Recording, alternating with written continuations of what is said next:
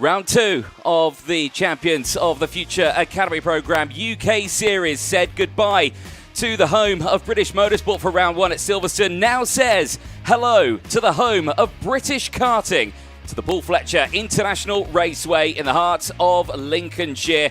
This is certainly going to be a superb round with one of the fastest circuits, I would say, on the calendar here, and the home, of course, of the fabled Kart Masters Championship weekend as well. This circuit has played host to many a fantastic event, international and national alike. But here this weekend, as we mentioned, plays host to that second round of the Champions of the Future Academy Programme UK Series, in conjunction, of course, with F1 Academy and, of course, Motorsport UK. Here's your track itself, though, in the heart of Lincolnshire, the PF International Kart Circuit, 1,382 metres. It is a clockwise direction circuit.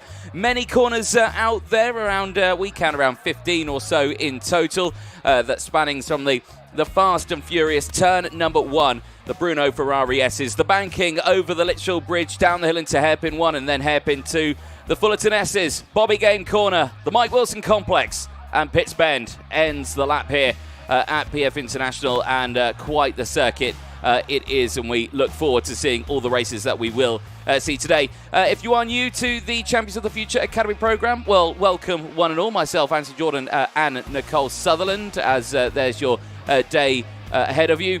We've got 3 qualifying heats in the morning phase, a lunch break, 3 qualifying heats in the second half of the day, and then, of course, we go into the 3 finals today.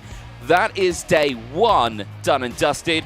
We then repeat it all again tomorrow, brand new time qualifying, 3 or 6 new qualifying heats, and then, of course, those 3 finals to end the day as well, to crown our final winners, to see who will take those championship points. As mentioned, myself, Anthony Jordan, and Nicole Sutherland in the box. Good morning, Nicole. How are you? Yeah, I am great. Excited to be here then, Anthony. This is a track I raced at a couple of years ago. This is a track that many of our paddock know and love. And, of course, this is the home of British karting.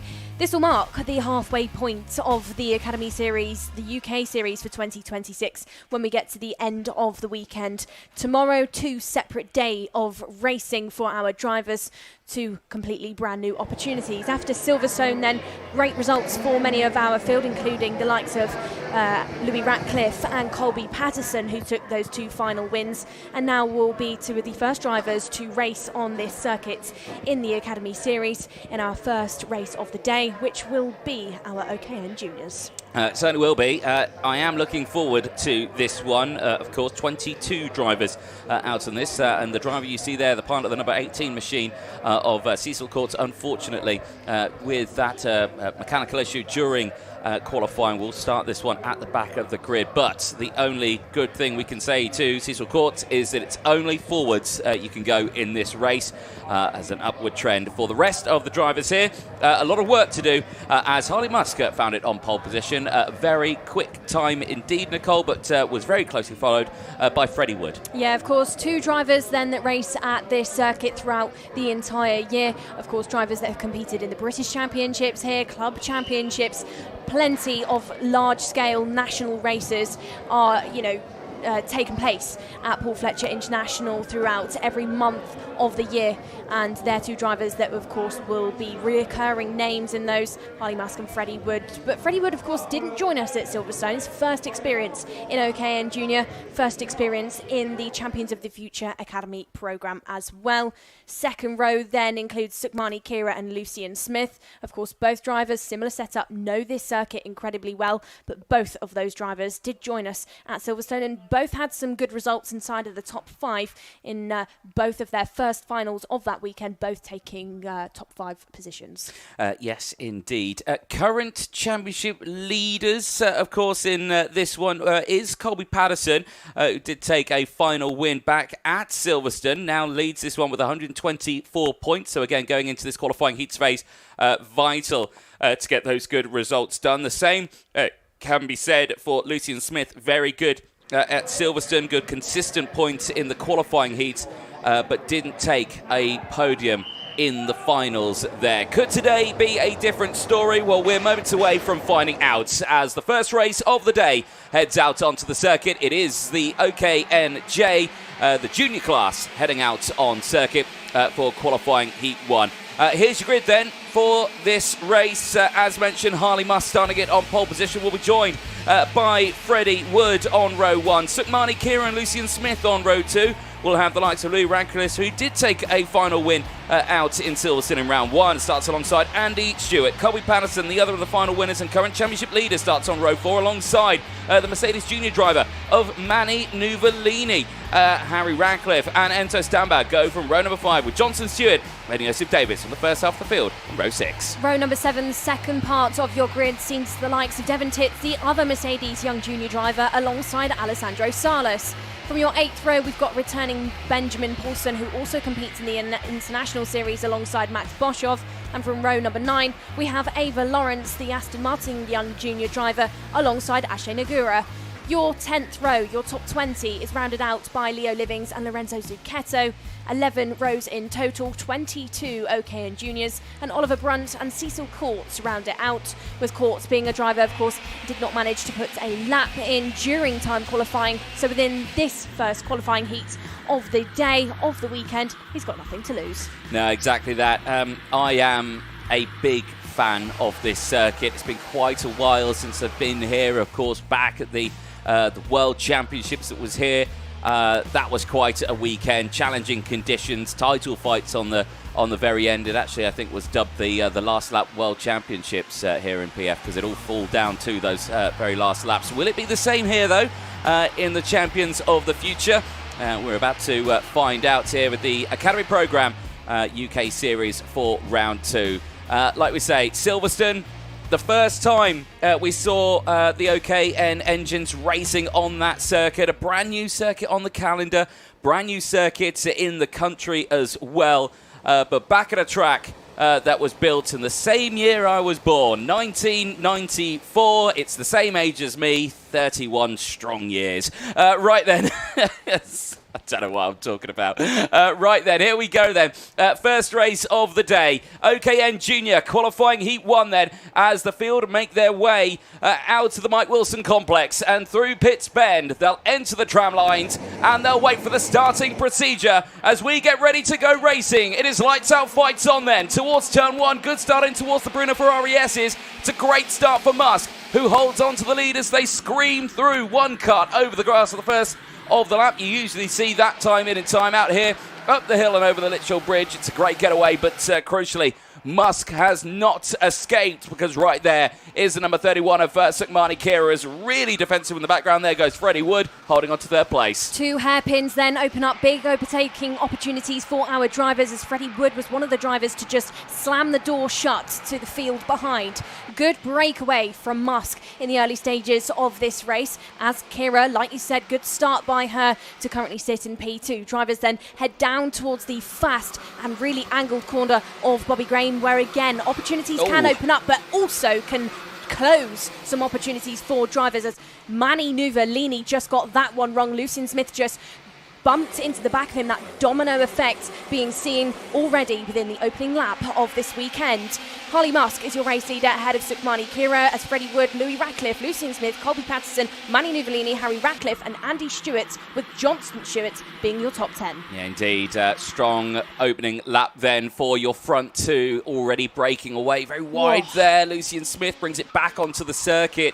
And yeah, you don't want to be running out too wide there over and over, because it's very harsh out there on the tyres. Yeah, of course, these drivers carrying plenty of speed off of the Litchfield Bridge. That is one of the points on this track that really does grip up. The drivers can be brave, but if they're over brave, if they get it wrong on the rubber, they will end up quite wide on that rumble strip. They go too far up that banking, they then get dirty tyres that then makes you susceptible to overtakes into that first corner, because you've got dirt on the tyres, you can't use the grip, you can't go in as fast, and you might experience a bit of slide. Alessandro Salas being given a warning flag. Of course, that is not a penalty just yet. He's got to watch himself now out on the track. Down towards the Bruno Ferrari S's once more, and we've got this race lead between Harley Musk and Sukmani Kira now starting to close up.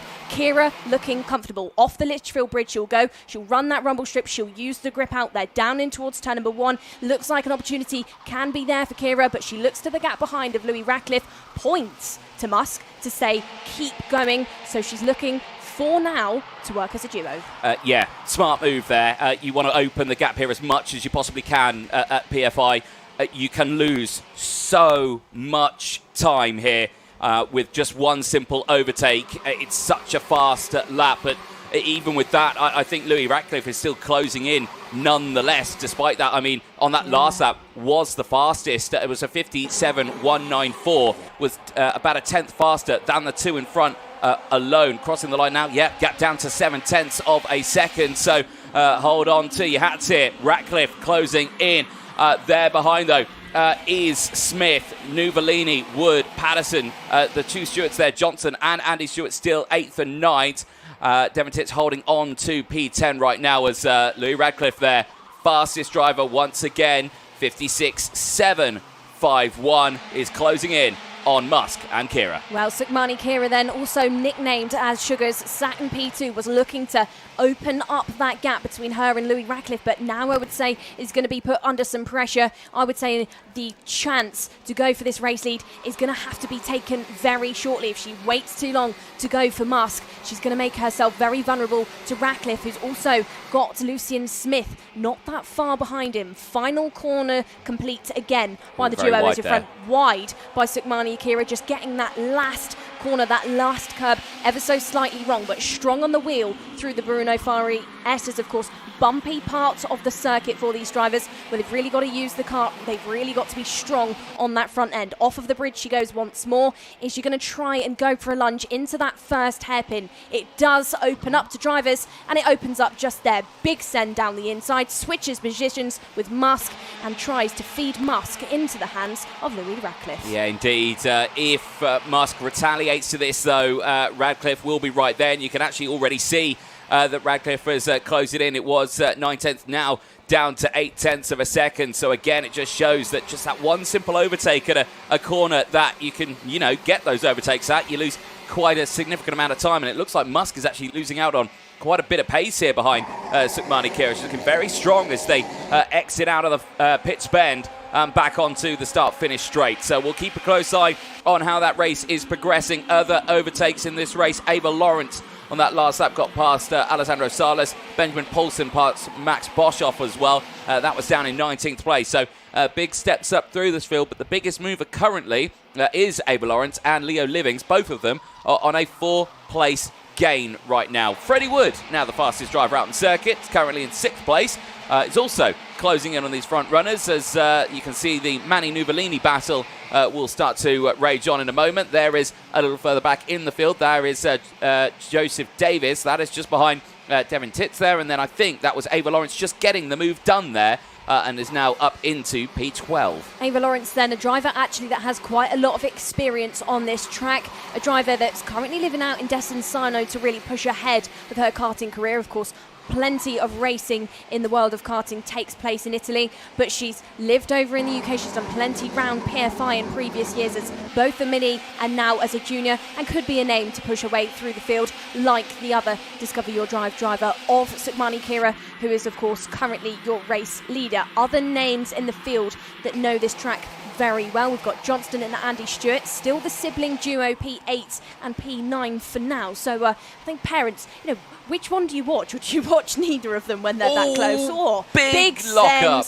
but also big mistakes by drivers. Yeah, Joseph Davis there, panic brake into hairpin 1, lock the rear axle. That could 50p them there, and could be a very bumpy remainder of this race. Yeah, of course, if you lock things up, if you drop that rev too low as well, you make yourself vulnerable to stalling positions. Of course, the engines of karts do not like it when you get too slow into corners. So drivers further back in the field, Joseph Davies lucky to get away with that one.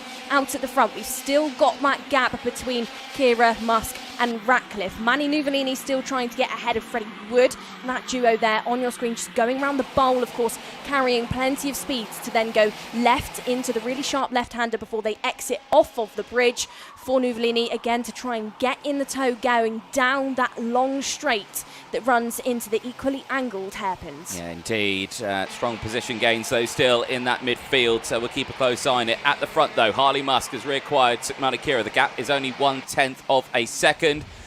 Very close indeed, as they're currently into the Mike Wilson complex. There they are. Crucially, Radcliffe has not closed in either. So very close still there in that top fight. But, Kira's already done that move on Musk. I can imagine Musk is going to want to retaliate on this next out. And I think he's just looked over his mechanic and he nodded his head there to say, yeah, okay, it'll be on this lap. Well, it'll be on this lap, but he's only got one more opportunity. Final lap of things. Kira now goes defensive, makes herself more vulnerable, and the gap between her and Harley Musk is now closed. Off of the bridge they will go, runs that rumble strip once more, looks over her shoulder, instantly jumps onto that white line to try and park things. Oh. Musk attempts that around the outside. He's going to potentially get a better run, but he's Radcliffe. going to invite Louis Radcliffe, your race winner, your final winner from Silverstone, who dives down the inside at that second hairpin. Yeah, indeed. Classic up and under here at PF International. You may try something at hairpin 1, but you lose momentum at hairpin 2, and that's exactly what's happened to Musk here. Radcliffe to the inside, gets through at Bobby Game corner. Both of them run wide. Musk retaliates there. 2 for 1. Beautiful piece of track positioning, but he runs wide himself. But it's going to be Harley Musk then out of the final turn. Beautiful stuff then for the pole sitter. In time qualifying, crosses the line and claims the first win from Radcliffe and Sukhmani Kira. Smith will hold on to fourth from Wood. Nuvolini ahead of Patterson. Andy Stewart from Johnson Stewart. And Harry Radcliffe there finishes that one in 10th place. Very close indeed, but as quick as you like. It was Radcliffe looking for the lead there into Bobby Game. Both of Radcliffe and Kira running wide. Musk able to squeeze his way through and takes that P1 away. The top 10 we've gone over. Ava Lawrence finishes just outside that in P11 from Leo Livings. Enzo Stambaugh from Joseph Davis. Devon Tips rounding out the top 15 ahead of Alessandro Salas and Lorenzo Zucchetto. Ashe Nagura from Max Boshoff. Benjamin Paulson from Ollie Brunt. And Cecil Courts rounding out the top 22 drivers out there. Very strong performance indeed from the field. All 22 karts that started that race does finish that race, which is good to see. Well, these drivers now will, of course, head back to the drawing board. That is the juniors done for the morning phase, of course. We will see them out again later on with the fourth qualifying heat of the day for their race. That'll be on track at 1 o'clock local time. So if you're here for just the juniors, we'll see you at 1 o'clock. But I do implore you to stick around because, of course, we have got the minis and the seniors coming up in a few moments' time as there they are coming through on the weighbridge to see, making sure they are over that minimum weight, of course. Cannot be any gram underneath that, otherwise it is an instant disqualification from that session. As they all squeeze their way back through. So strong start to the day then for Musk. Delivers a good result there ahead of Louis Radcliffe and Sukhmani Kira. Of course, Kira part of the Alpine junior program as well, so we'll keep a close eye on her progression in the racing today. But that's a very strong start for her around this circuit. She's done many laps around here. She has in the past, so we'll keep a close eye on Kira's progression here, and everyone else a strong start there. Other drivers who would think maybe they can push a bit harder in this one later on today. I mean, it was a tough race there for Freddie Wood from the front row, dropping down to fifth, but still not the end of the world there. Still a strong finish nonetheless, and was only about 2.4 off the back there, so very close indeed. At that very end, and quite a clean race. Only the one warning flag going out. That would go to Alessandro Salas in that race. The black and white flag, only the warning, and crucially, we'll see what happens later on today with that one. Very soon, we'll be heading down to Parc Ferme. We'll be chatting to some of our winners in that race. And of course, we'll be seeing the Mini 60s out for the next race of the day, which should be quite an exciting one. As, of course, plenty of action ahead with the near full grid on that one. 20 drivers, where we'll see the likes of Chester Fawkes and Noah Kronia on that front row of the grid. Should be quite an exciting one. We will wait to see those minis out, and do enjoy Mini 60 racing here at PF International. Usually turns into a mini NASCAR race that we see over the course of the day. So we'll wait for that one. As mentioned, of course, though, for the people who are watching this from home, if you're tuning in and you've seen many karting races here at PF International, but you're wondering what is the format of this one, what is this championship? Well, of course, the Academy program, the UK series, has only started this year. It's the first year of it in the UK. But the Academy program has been going for a couple of years now. It was brought out back in the Alpha Sand circuit in the United Arab Emirates, and that saw some fabulous racing back then a couple of years ago. It's then grown into quite the series that has grown internationally, of course, where we've got the Champions of the Future over in the US. We've got the Academy program here in the UK. We've got the main international Academy program series as well that sees its second round heading to Greece in a couple of weeks at the Circuit 27 circuit. So looking forward to that one. And, of course, not only that, but the UAE series and, of course, the Asia series as well, where we saw the likes out in Macau earlier on this year. So some racing all over the world with the Academy program. And here in the UK, of course, still 2 rounds to go. We're in round 3. The series will head to the fabled Lark Hall circuit up in Scotland. And then, of course, the season finale, which will be heading to Wilton Mill in Northamptonshire. And that will be quite the venue, of course, with that fabled Turn 1, most appropriately named as Oblivion. So looking forward to see how that all goes. But here at the Paul Fletcher International Circuit, plenty of racing action to come. Right, let's head down to Parc Fermé and over to Nicole Sutherland. Well, thank you very much then, Anthony. First race done and dusted, like you just called us over the line. Harley, good race there for you. Great last lap as well. Can you talk us through that battle between you, Ratcliffe and Kira? So she was defending. I was going to try the outside at the hairpin 1. It didn't work first. And then I tried it again at hairpin 2. That didn't work. So at the 90 right, no, also, he overtook. So I thought, I'm lost, like, I'm going to lose it. And then at the 90 right, he tried to overtake her. So I just went through the inside because there was a gap. Well, a gap indeed there, Harley. Great job, and you didn't lose that one. You actually took that overall spot. Great stuff, and we'll see you, of course, later on for your second heat. That is our OKN Juniors done and dusted. Next up, we'll go to our senior. Or our mini. Can confirm it is our minis that will be coming up next. The last of confusion there for Nicole Sutherland. Yes, indeed, Mini 60 is the next one out onto the circuit, and that will, of course, see the likes of Chester Fawkes and Noah Cornier on that front row of the grid.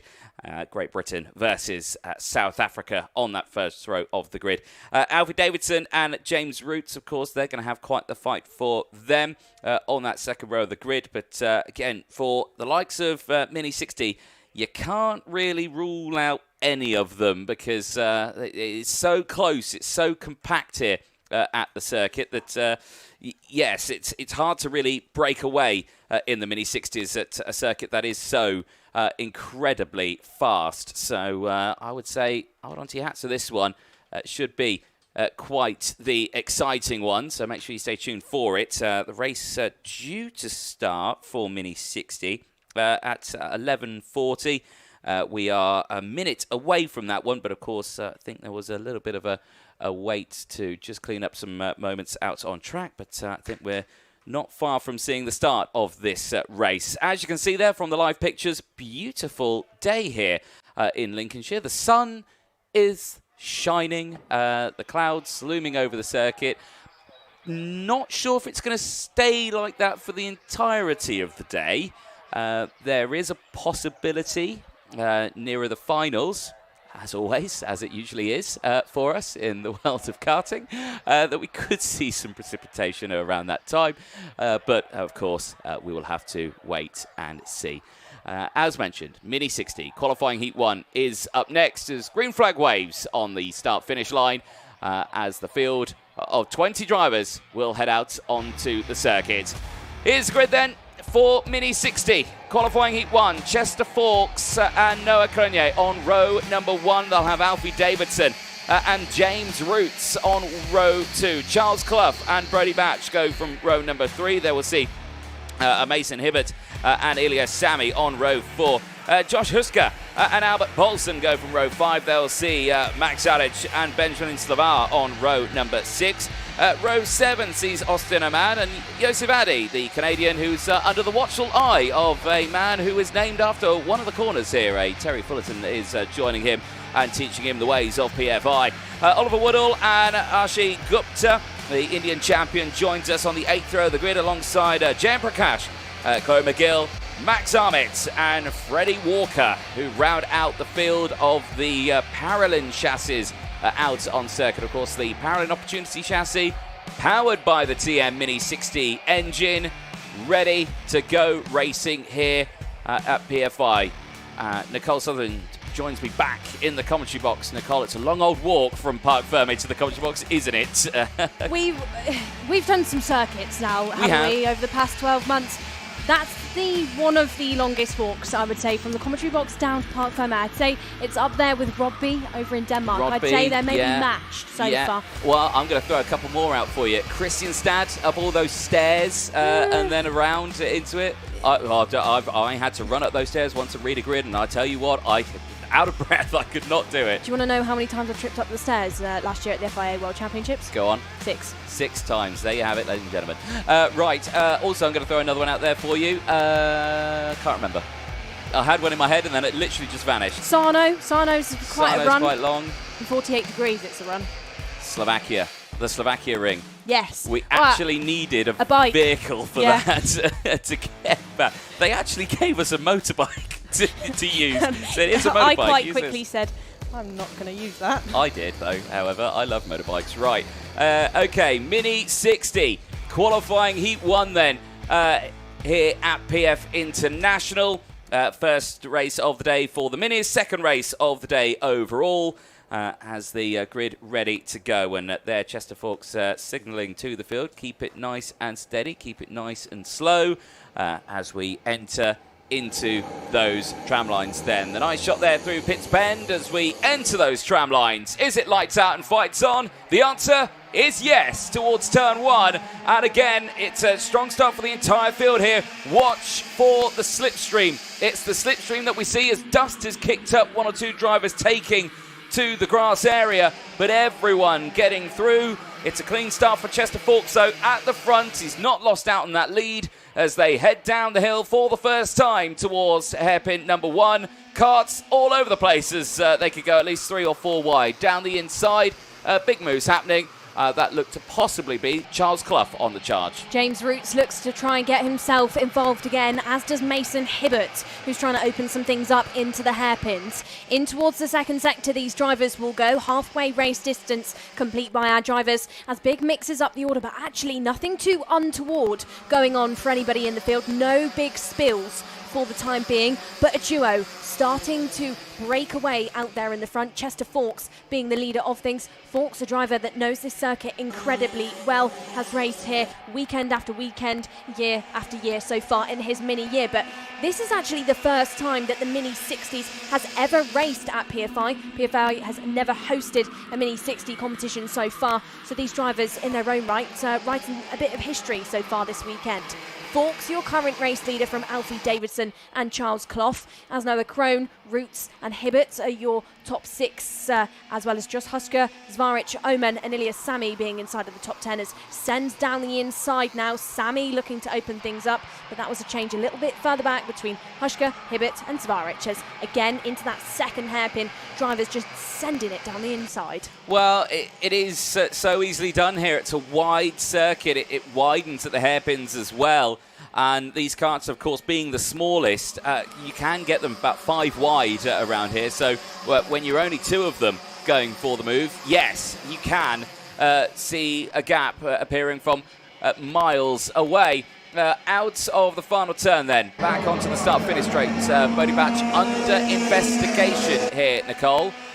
We'll be keeping a close eye on that one, but Brodie Batch a little further down in that order is down to 15th place. It's been a tough start to the race for Brodie Batch. Good start to the race by Mason Hibbett there, who just goes side by side with Crone and James Roots there going off of the Litchfield Bridge. Mason Hibbett, of course, was your double Silverstone winner, so is looking to try and replicate that this time, but further north. Oh, big send down the inside, but Hibbett wasted absolutely no time. Now looks to get himself way further up in the order, looks at the top 4 spots. Good stuff by the driver, who of course comes from not far from PFI. Home circuit for him, definitely has an advantage going into this one. Yeah, indeed, and there you could just see again another driver just getting caught out there once more. The 802 and Noah Kronia just getting squeezed out of that top pack to push forward, and just tumbling down the field there. Will not be too happy with that one. Just holding on into the top 10, and there you can see again just losing out there through the final corner, and just hasn't got that slipstream or the toe at this point, and there you can see the rest of the trio going through. Crucially for the rest of the field here, they're in a bit of a danger zone.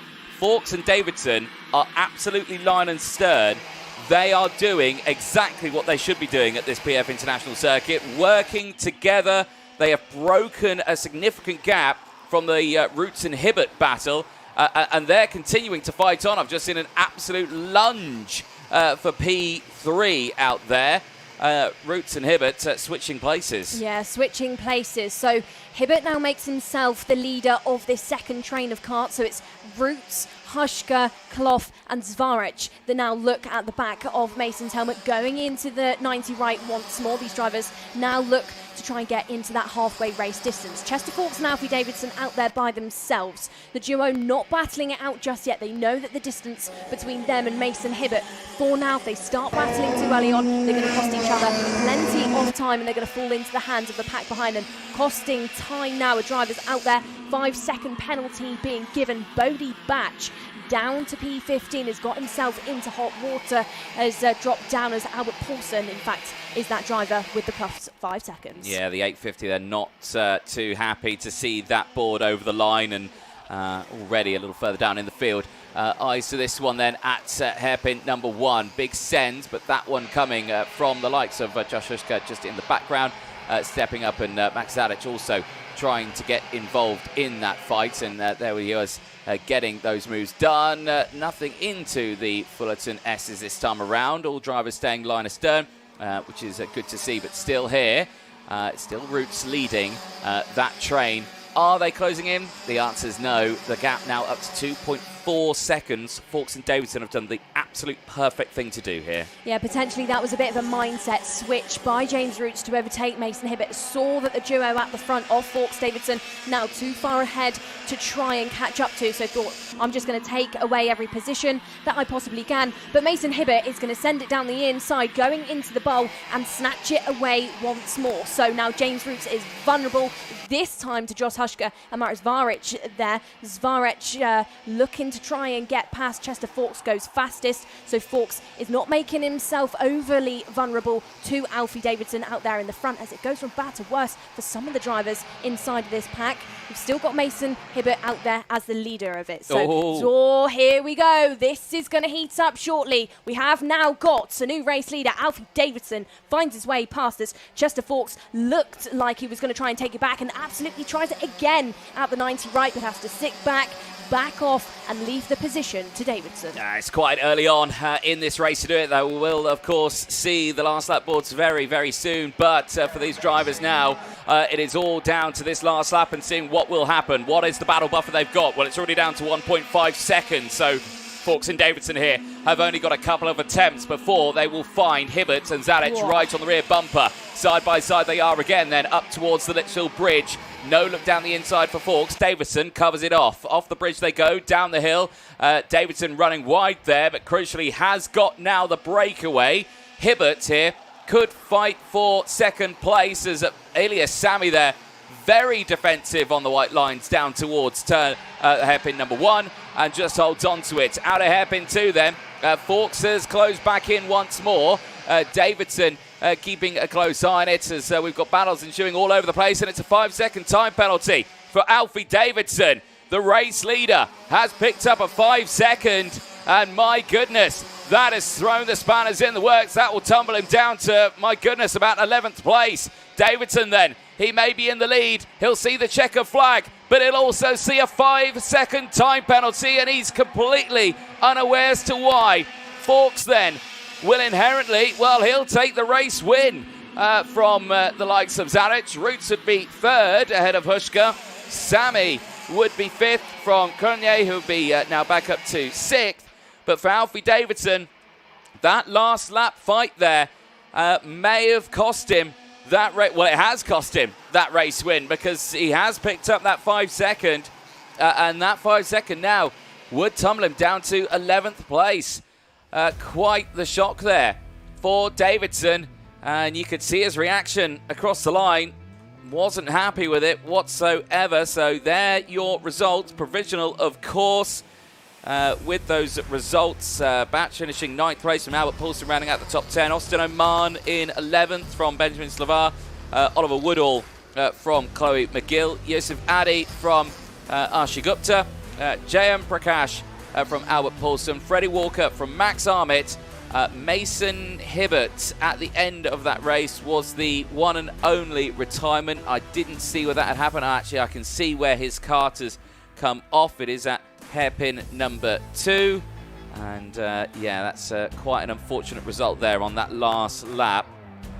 Hibbert not coming away with the points that he would like. So 2 5-seconds going out there. The first one that we saw went out to Albert Paulson, and then of course right in that last lap, Alfie Davidson being the recipient of that one. He is aware he's got it. He did see it across the line, but yeah, his reaction saying it all.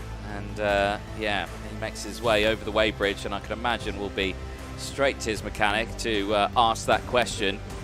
What did I do? And well, quite the shame on that one.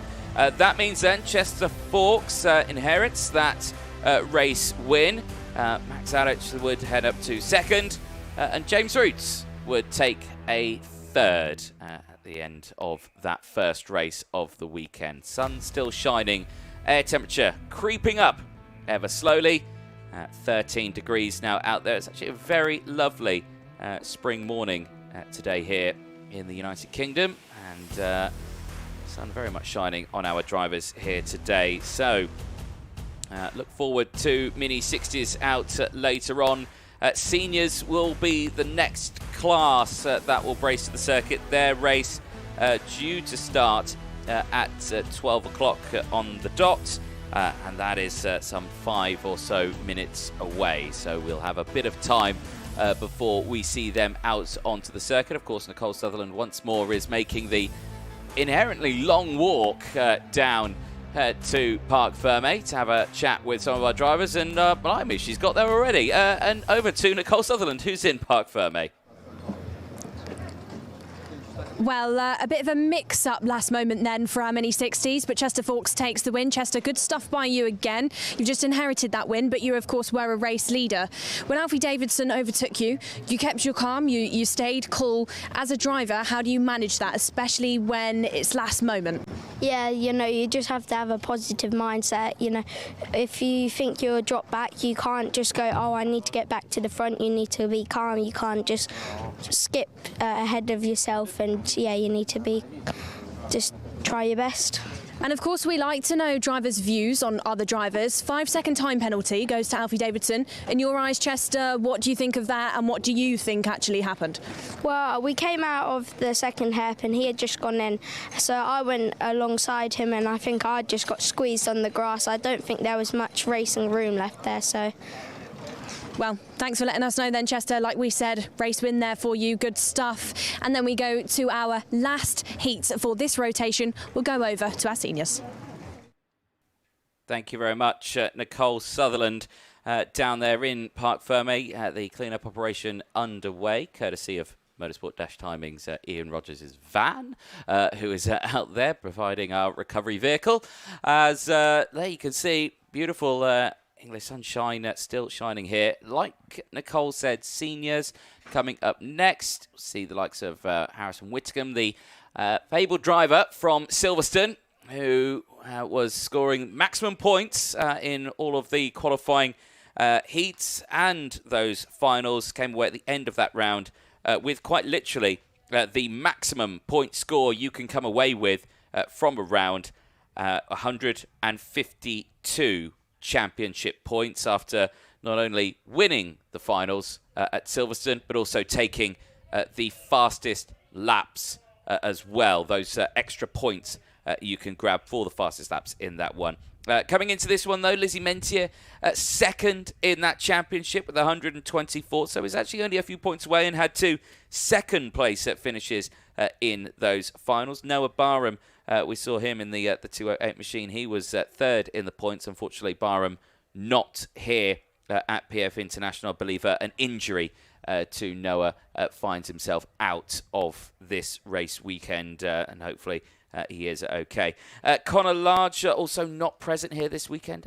He was now 4th in the points. Benjamin Baker is back for this one, and curious to see how he gets on. Of course, Eva Morris and Emma Dowling also very strong performances out there at Silverstone, and crucial to see, or curious to see how it will transpire here at PF International. Like we say, for the seniors, the longest race of the weekend until those finals for them. These qualifying heats, 12 laps. When we get to the finals later on today, it is 15 for the juniors. The minis will see a 13-lap race, and the longest race of the day will see the seniors on a 17-lap race going into that one. Time qualifying was very interesting earlier on. In the seniors, did see once again Harrison Whitcomb on that pole position spot. And for him, of course, we were just looking at previous laps around the circuit. Of course, in terms of senior engines, there's been many engines that have raced here. In terms of the OKN platform, the last time we saw them out was, of course, the World Championships here. There was the OKN World Cup, and that saw quite the racing. But the fastest lap that we have seen on the engine, granted slightly different tyres, Harrison Whitcomb nearly a second faster. Yeah, but of course Harrison Whitcomb was also at the OKN World Cup in 2024, so knows how the car performs around this track already, and has just helped him get that fastest lap that we've seen in this machinery so far. He's starting then alongside Eva Morris, the youngest senior in our senior grid, a driver who's been looking to dabble in a bit of GB4 racing. Of course, we've then got the likes of Benjamin Baker in the field. Benjamin was with us at Silverstone, but first year for him in the academy program, and so far looking quite good on that second row. William Antrobus, new story, new driver for us, has never competed in the academy program, has never competed in OKN machinery, and has been out of a kart since December. So big gap in racing for him, new machinery. However, not a new circuit for him. Knows PFI incredibly well. It certainly does. There on your screen as well is Milo Manderson, a driver from the UK, most commonly known for his racing in KZ classes, so the gearbox classes. There's a little step down for him from the speeds he would see in the gearbox classes, but still looking forward to seeing what he can do here this weekend. There is Lizzie Mentier in the 204 machine. A bit of work to do, but last few words of encouragement heading into this race. Starting just ahead of Lizzie is Emma Dowling. She is here primed and ready, and of course another one of the drivers being represented for the F1 Academy Discover Your Drive initiative. So there you go, good to see smiles all around, double thumbs up. Yeah, big thumbs up for a marvellous Marv there. Cheers, Marv. Thanks, Marv. There you go. Right then, they can hear us. I know they can. I know they can. There is Harrison Whittingham. It is Whittingham this weekend, not Whitcomone like it was out in Silverstone. He's not the Italian anymore. He's he's the Englishman out there. There we go. So we look forward to see what he can do. He's got Liam on the spanners with him this weekend. They took a double pole, of course, last time out, and another pole this one. He's collecting those signed Mercedes caps as the season goes on. Yeah, he's collecting so far the OKN senior category. Really, he was a double final winner out at Silverstone. Has not been taken off of that top step so far this weekend within our practice sessions, qualifying, and now looks to try and replicate that in their first qualifying heat of the day. So your field looking ready, looking eager to get going now. Of course, difficult when you're under that gantry under there to keep your cool, keep your composure in a long in a long wait. The green flag has been shown, and now our seniors head out onto the circuit for their first qualifying heat of the day. It's quite a big grid, so hold on to your hats for this one. Harrison Whitcomb starts it on pole position. Ava Moritz joins on that front row. Emma Rose Dowling, Benjamin Baker, Lizzie Mentier, P5, William Antrobus, and Milo Manderson is your 7 kart grid for this one. Usually we split the grid, Nicole, but I feel like I could have taken that one. Yeah, that's fine. You can do the whole grid for that one. That's fine. I'll give you that. Fair enough. Still, this could be a close fight because, like you say, okay, maybe you're thinking, oh, right, he poled it in both. At Silverstone, he's poled it here, he's won it. Whitcomb wasn't the fastest for the majority of that qualifying session.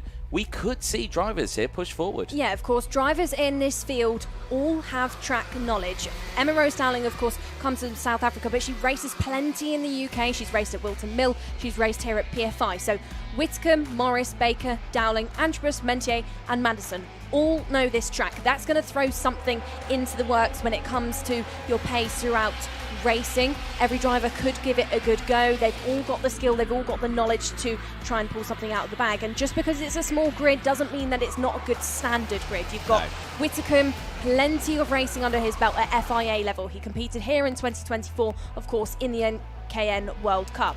You've got Eva Morris, a driver that's dabbled into single-seaters already. Benjamin Baker, plenty of national level racing for him. He's been in big, huge fields here at PFI, fields like Kartmasters, where he's really excelled at. We've got Emma Rose Dowling, a Toyota Gazoo junior driver who's racing a double campaign in 2026 across karts and cars. You've got Antrobus, similar story for him. He does Janetta racing alongside his karting career. Lizzie Mentier, part of the Alpine Race Her program, so known in the world of karting and in motorsport to be a talent. And then Milo Manderson, of course, has that KZ2 experience to try and push him through the field within this race. Yeah, certainly so.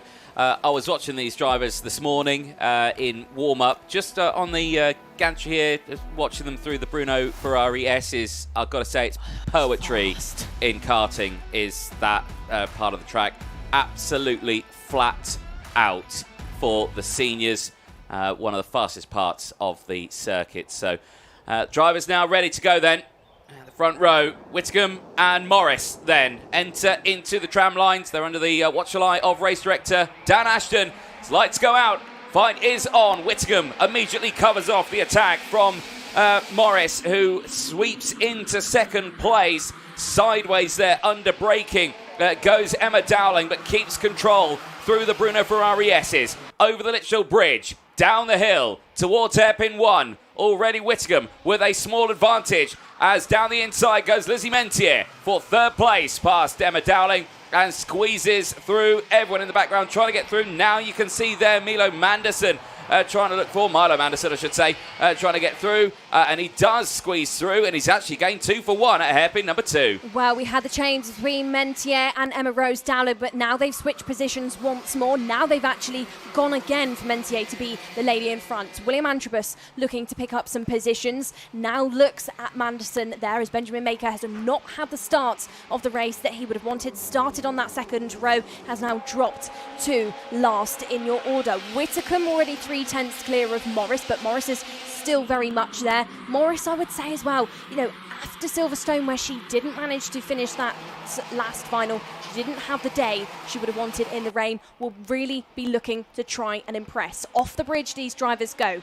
Whitcomb from Morris, Mentier from Dowling, Manderson from Antrobus, with Benjamin Baker being last on the field. As you can just see, the distance between Mentier and Emma Rose Dowling extending ever so slightly, but not maybe for too much longer, because of course toe will come into the play ever so slight within these races. Not so much down that long start finish straight, because these drivers will be on the limiter as they head towards the Bruno Ferrari S's, but of course these drivers can get a bit of an advantage out there. No change just yet between Whitcomb and Morris, but actually gap not massively extending for Harrison just yet.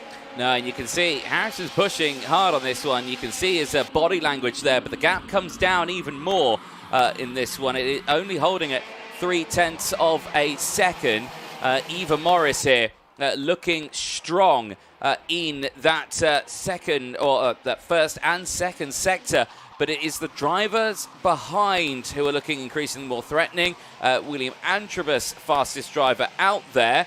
but also we saw Emma Dowling and Lizzie Mentier all fighting for purple sectors as well. As quickly as he's just set the fastest lap of the race, William Antrobus sees an investigation flag. Yeah, under a bit of pressure now is Antrobus in P6 as he's got Benjamin Baker down the inside. Bobby Game ticks off the position. Good stuff by Baker to try and get back up the order after that start just not going his way. Pushed probably a little bit too hard in the first half of lap, but now out of the final corner, breaks away from Antrobus, gives himself a bit of a battle buffer to now go ahead and try and chase down your KZ superstar of Manderson. Indeed, and again you see those different racing lines there through the top half of the circuit where they go into the banking here, or the bowl as it's called by many.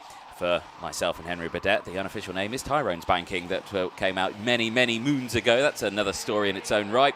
But go on. Question. Yes. 2023. I know exactly what's happening. Did you commentate on Kart Masters? I did. You commentated on my last ever race. Did I? Yes, you did. Did I commentate on the 2023 one? I can't remember, actually. Oh. Fibs.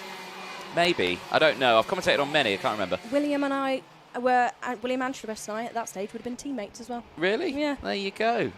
Look how the tables have turned. Right. Out of the final corner there. Still very wide there in the background.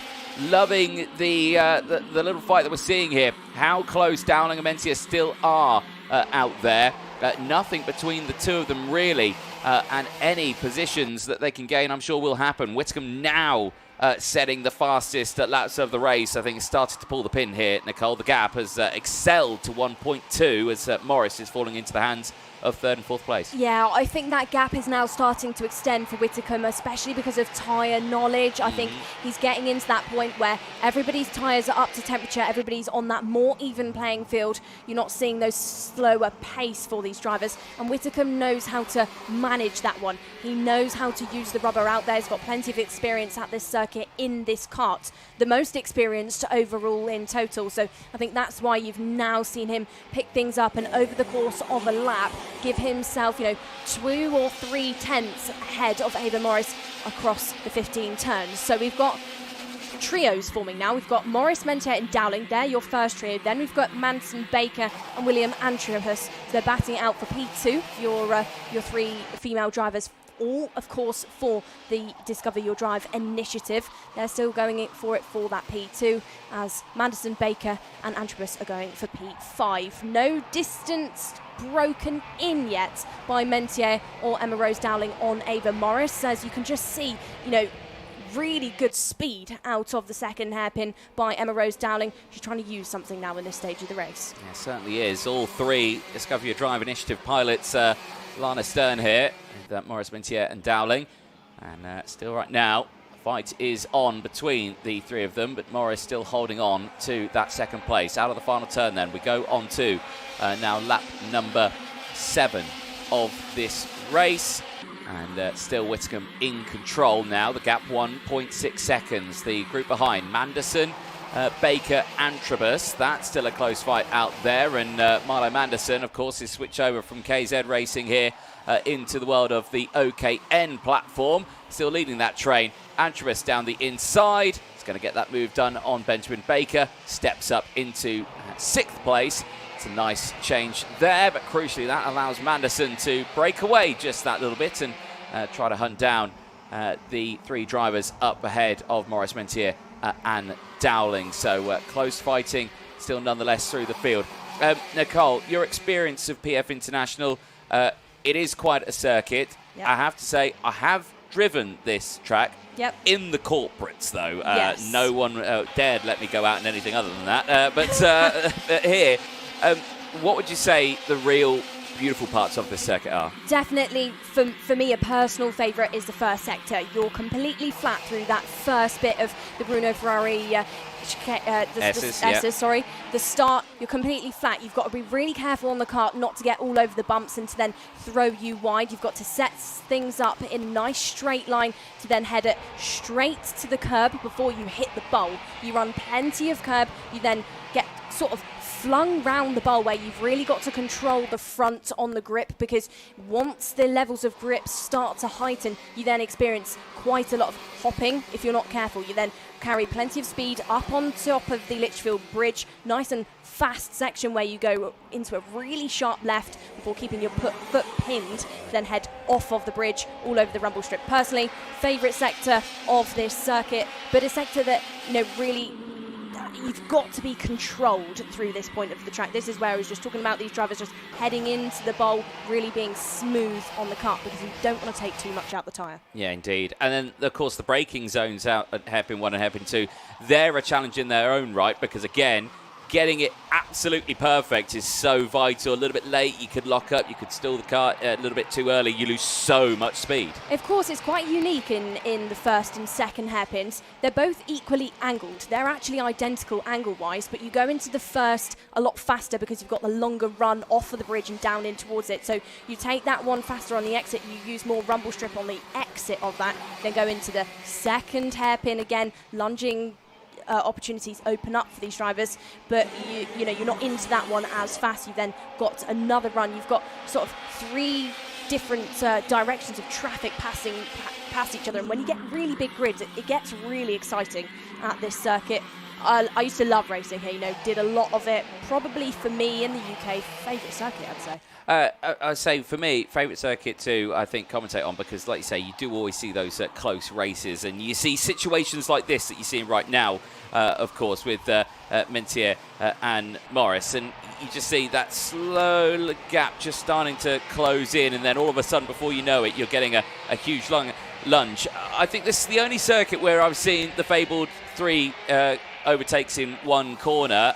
One driver is very known for that one, as Noah Wolf. He's done 3 for 1. So at this very corner that we're at now, Bubba Game corner, I have seen that time in and time out. Antrobus is now up to 5th place, by the way, as well. Manderson is 6th. Baker still holding on to 7th place. Highlighting William Antrobus again.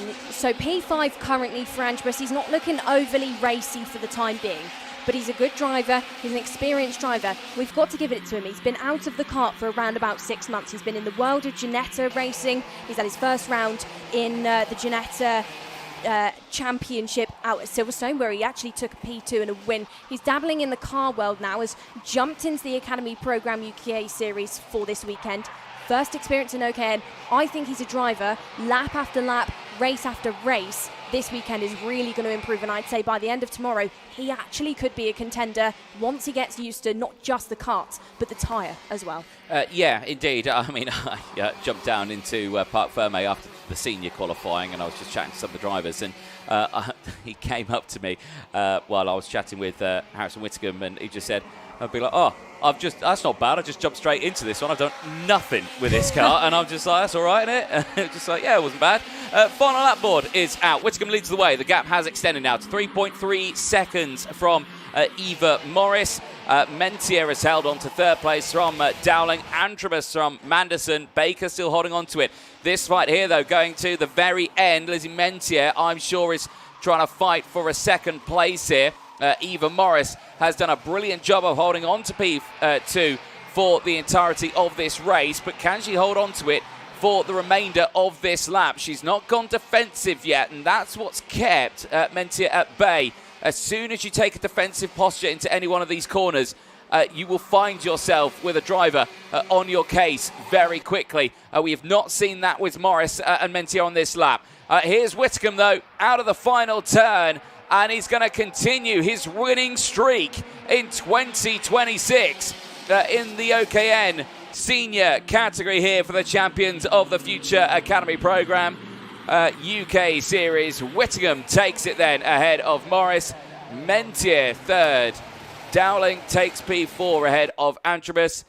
Baker from Manderson, who rounds out the field. The field only spread out by 8 seconds, so actually quite close at the very end of that one, which do see the seniors now make their way back to Parc Ferme. There is your results once again on your screen. Whittingham from Morris, Mentier, Dowling, Antrobus, Baker and Manderson. We look forward to seeing their 2nd race later on today. Can Whittingham do the same thing? Remember, it is the 1 set of race tyres per day. So if they have overstressed, overused the tyre in these first races, they've got to deal with it again in their second qualifying heat a little bit later on. And then, of course, the final later on today as well, which, of course, has extended laps for the drivers. And for this field here now, they will go into a small break. We're back out on circuit at 1 o'clock, which is in 45 or so minutes time. So that gives the marshals out on track a little bit of a break, but only 3 races done so far today as the field makes their way back into Parc Fermé and over the weighbridge. Just make sure they are over the weight that they need to be, which is good to see. That I think it's a thumbs up there for Harrison Whittingham. He's able to push his kart back into Parc Fermé. And like we mentioned, a job well done at the very start. Quite the challenge to push these ones, of course. No clutch. You've got to make sure you've got that compression valve released and you're able to push it. Otherwise, you may accidentally start the engine, and that's not something you want to do on this one. Obviously, a very reserved look there on Harrison Whittingham, but at least Liam looks happy about the results on that one. I'm sure the rest of the field as well will have to think what they need to do to try and beat this young man here. PFI certainly delivering a strong start to the day then, as Nicole Sutherland will be down there very shortly to chat to our drivers. Of course, only the one driver under investigation. That would have been the likes of William Atribus, potentially, for the start of that race. So he will be heading to the stewards at the end of this one, and I'm sure he is hoping he doesn't lose out on that 5th place with the 1 place gained ahead of Baker and Manderson. Well, as mentioned, that is the morning phase done and dusted. Very briefly, we'll be heading down. In fact, we are already down in Parc Fermé, so I will pass it over to Nicole Sutherland. Well then, Harrison Whittingham, another race win for you, not just this year, but in OKN. Lots of experience, and as well for you, Harrison, lots of experience around this track in this machinery. Yeah, I mean, we did the World Cup here a couple of years ago. We went really well, we poled it in that one, and yeah, our pace just looks strong. We'll just try to continue it throughout the weekend. But maybe looking already like a bit of a challenge out there. Grip levels are starting to heighten now. For you, physicality around the track, what's it actually feeling like? Because it's not looking the easiest. No, it's very difficult. There's so much grip laid down this weekend. People are setting really fast times, so it's really hard to hold on to the kart, but we're trying our best. Talking of fast times, you've taken, of course, lap record in OKN Senior. Good feeling for you, I'm guessing. Yeah, it's amazing to hold a lap record. I haven't got many of them, so it's quite special. Well, of course, more rotations of heats and then finals later on. We'll see you in those later on. Like we said, done and dusted for this first rotation. We'll take a short break before we will go into more heats, not coming up soon. Thank you very much, Nicole. Yes, indeed, coming up soon indeed. They'll be on track at 1 o'clock, which is around about 40 minutes time. So have a break, grab a cup of tea, do whatever you need to do, and we'll be back with that one. We'll obviously take that short break, but do not go anywhere. Those races coming up very, very soon.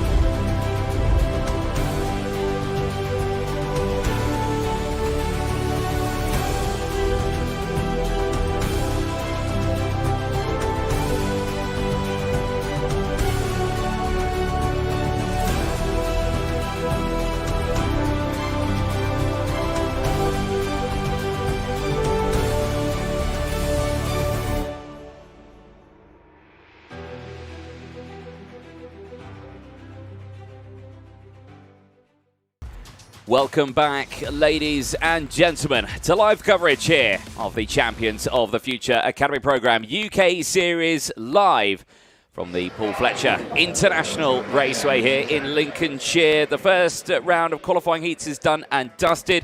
We are back with the second rotation of the qualifying heats and back with the junior category out on circuit. Myself, Anthony Jordan, and Nicole Sutherland back in the commentary box. Nicole, juniors up next. Yeah, juniors up next then, our biggest group of drivers, then back to the circuit for the second rotation of qualifying heats before those three all-important finals later on this afternoon. We'll jog your memories on what happened this morning then. Harley Musk took the first qualifying win ahead of Louis Radcliffe and Sukhmani Kira in what was quite a last lap race to the line, a bit of a last lap showdown for our drivers in the field. We had Freddie Wood inside of the top 5, as well as Manny Nuvolini, the young Mercedes junior driver. Now, of course, this is their second opportunity to go racing, and opportunities probably needed for drivers like Andy Stewart, who lost a position within the race, Benjamin Paulson as well as the Italian-American of Enzo Stambau, who dropped down to P19 with a 9-place loss, Joseph Davies, Lorenzo Zucchetto, and Cecil Courts, who didn't manage to make up any positions at all. Yeah, indeed. 4 5-second penalties in that one, all to different drivers, but yeah, indeed, a very tough race for a handful of them. For others, good race was had, and of course, Harley Musk, that fabled last lap, the 2-for-1 special, dropped down to third, managed to get them both back through Bobby Corner, so again, very strong performance in that one. But that was then, and this is now, and the grids now go back to where they were for the first race. Of course, exactly the same grid from time qualifying this morning. So effectively, take 2 for the juniors before that final later on today. Here's your starting grid then. Harley Musk starting alongside, once again, Freddie Wood. They'll have Sukhmani Kira and Lucian Smith on row number 2. Louis Radcliffe and Andy Stewart go from row 3. They'll see Colby Patterson and Manny Nuvolini on row 4. Harry Radcliffe and Enzo Stambag on row 5, with Johnson Stewart and Joseph Davis on row number 6. Row number 7 sees Devon Titz in his first race in the UK alongside Alessandro Salas, and from row number 8, Benjamin Paulson will start with Max Boschov. Row number 9 sees Aston Martin's Ava Lawrence alongside Ashley Nagura, and from 10, your top 20, Leo Livings will see Lorenzo Zucchetto. 11 rows in total for the field, 22 drivers to complete your grid. Ollie Brunt and Cecil Courts will be the last 2. Courts, of course, failed to put in a lap in time qualifying, then failed to make up some positions. So let's see if the last driver on your grid can try and make a good go of it. Of course, formation laps for these drivers, they will have 2 to get everything up to temperature and get themselves into the rhythm on a circuit that is now starting to warm up slightly, 14 degrees in air temperature, so up by 3 degrees compared to when they last raced this morning. Formation lap being completed, of course, by Harley Musk and Fred Wood at the front. We just, remind you, Freddie Wood didn't join us at Silverstone. This is his first taste in OKN junior racing. Good stuff from him earlier, and I think he could maybe actually be a driver to be right at the sharp end when we're looking to our finals later on. Yeah, indeed. Do enjoy the finals. I think it does shake the field up just that little bit more, turns the dial up to 11, the same as what a last lap does. That does that for nearly the majority of a final. But yeah, looking forward to it. These drivers, of course, on the same tyres they used in time qualifying this morning, the same tyres they used for that first qualifying heat. There is no change of those tyres all the way until the very end of the day, of course, where they use that very same set for the finals, and then going into tomorrow, it's a brand new set of LeCont tyres. Right then, field make their way round into the final corners then. OKN Junior qualifying heat 2 about to get underway. Harley Musk and Freddie Wood enter the tram lines as we get ready to go racing here at PFI once more. Towards turn 1, good start again from Sukhmani Kira, able to slot right into second place at the expense of Freddie Wood. Wood down to third. Musk still leads the way as they enter up the hill for the first time. The rest of the field all in tow as they exit out of the Litchfield Bridge and down the hill. Manny Nuvolini under a bit of pressure there in the background as down the inside once more. A change to third place and a change for the lead. Sukhmani Kira leads the way at the beginning of lap 1. Well, Louis Ratcliffe was the driver to just get past Freddie Wood, as moves in the background also going on. Andy Stewart now being the newest name to lose out through that second hairpin. So Ratcliffe now inside of your top 3 for one of the first times this weekend. Of course, gave it a good go in the previous race. Did, see Sukmani Kira, saw Harley Musk, and now tries to do the same here. So Kira again, deja vu from your previous race, leads things with Musk right on her tail. Those two drivers, the two at the front, have given themselves a bit of a battle buffer ahead of Ratcliffe, ahead of Fred Wood, who is that duo there going round the bowl. We've then got Colby Patterson as the name that got past Andy Stewart, Manny Nuvolini up into P7 as Harry Ratcliffe there in P8. Off of the bridge they go, and already we're seeing a quad form. Are we going to see Fred Wood try and go for P3? Not just yet. Or change for P2. Last minute change for Louis Ratcliffe on then Harley Musk loses out and now maybe is vulnerable to Freddie Wood, as the battles behind of Colby Patterson, Andy Stewart and Manny Nuvolini now get invited into this fight as well. And I think Andy Stewart has maybe found her way past Patterson again. Yes, she has. She is the driver now on the bumper of Wood. Yeah, indeed. It's a strong start then for many of the drivers here as they squeeze their way forward in the first opening laps of this second junior qualifying heat. Ashay Nagura, though, despite the progression made by many, will see a deficit of plus 5 seconds being added at the very end of the race. Kira still in control here. Ratcliffe, who was looking very quick in that first race, remember on, was just not able to catch up to these front runners, then did so, and then of course lost out on that win to Musk. This time now is in a much more controlled state as the field pushes forward. Alessandro Salas, now the fastest driver out there, I think she's just made that move for 10th place as well on Harry Ratcliffe as that fight pushes forward. There was another change further down in the field. Number 24 machine, Musk, losing out to Wood and both Andy Stewart. Yeah, Andy Stewart being smart there to get her way past Musk. Musk just lost some time out of that second hairpin because of the overtake made by Freddie Wood.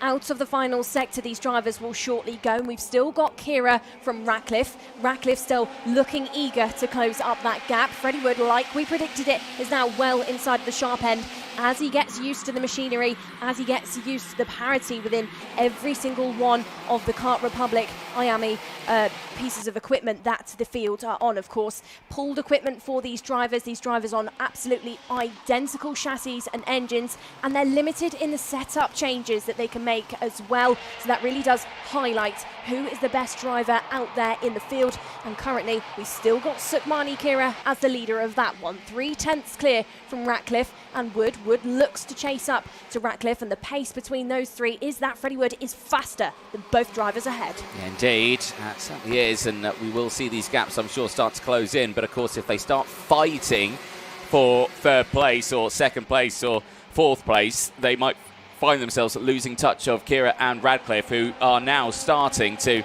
somewhat break away from the rest of this chasing pack here now.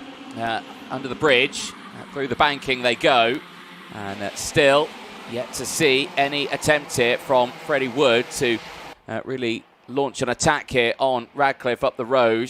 This might give the green light to Andy Stewart to potentially go for the move here, if, of course, she feels like they're not gaining on the two up ahead. Yeah, Andy Stewart is trying to be patient, but now she's going to lose out because Harley Musk has seen that she's been held up slightly there by Freddie Wood. She's lost some pace. Now Musk has switched out that position. Musk will now look at Wood again. Wood, though, starting to close up on Sukmani Kira and Louis Ratcliffe. We had that battle on the last lap as down the inside, Colby Patterson now gets past Musk. So that's a change. Andy Stewart still in the fight as well. Are we going to see another similar last lap showdown here, Anthony, with Kira again, with Louis Ratcliffe again, but maybe this time with Freddie Wood instead of Harley Musk? Yeah, indeed. That is a very good question here at this moment, because of Musk's run as unfortunately out of the races. Lorenzo Zucchetto, pilot of the number 51 machine, going no further. As we were saying, Sukmani Kira, with her result earlier on, now she's looking really strong to be on pole position for the final later on today. This is an incredible show for her, for the young Alpine driver, and really delivering in this one. Musk there still having to deal with everyone else, and now you can see how Nuvolini just behind, trying to also close in, but he's just lost out to Smith, who's squeezed his way past after setting the fastest lap of the race as well earlier on. Yeah.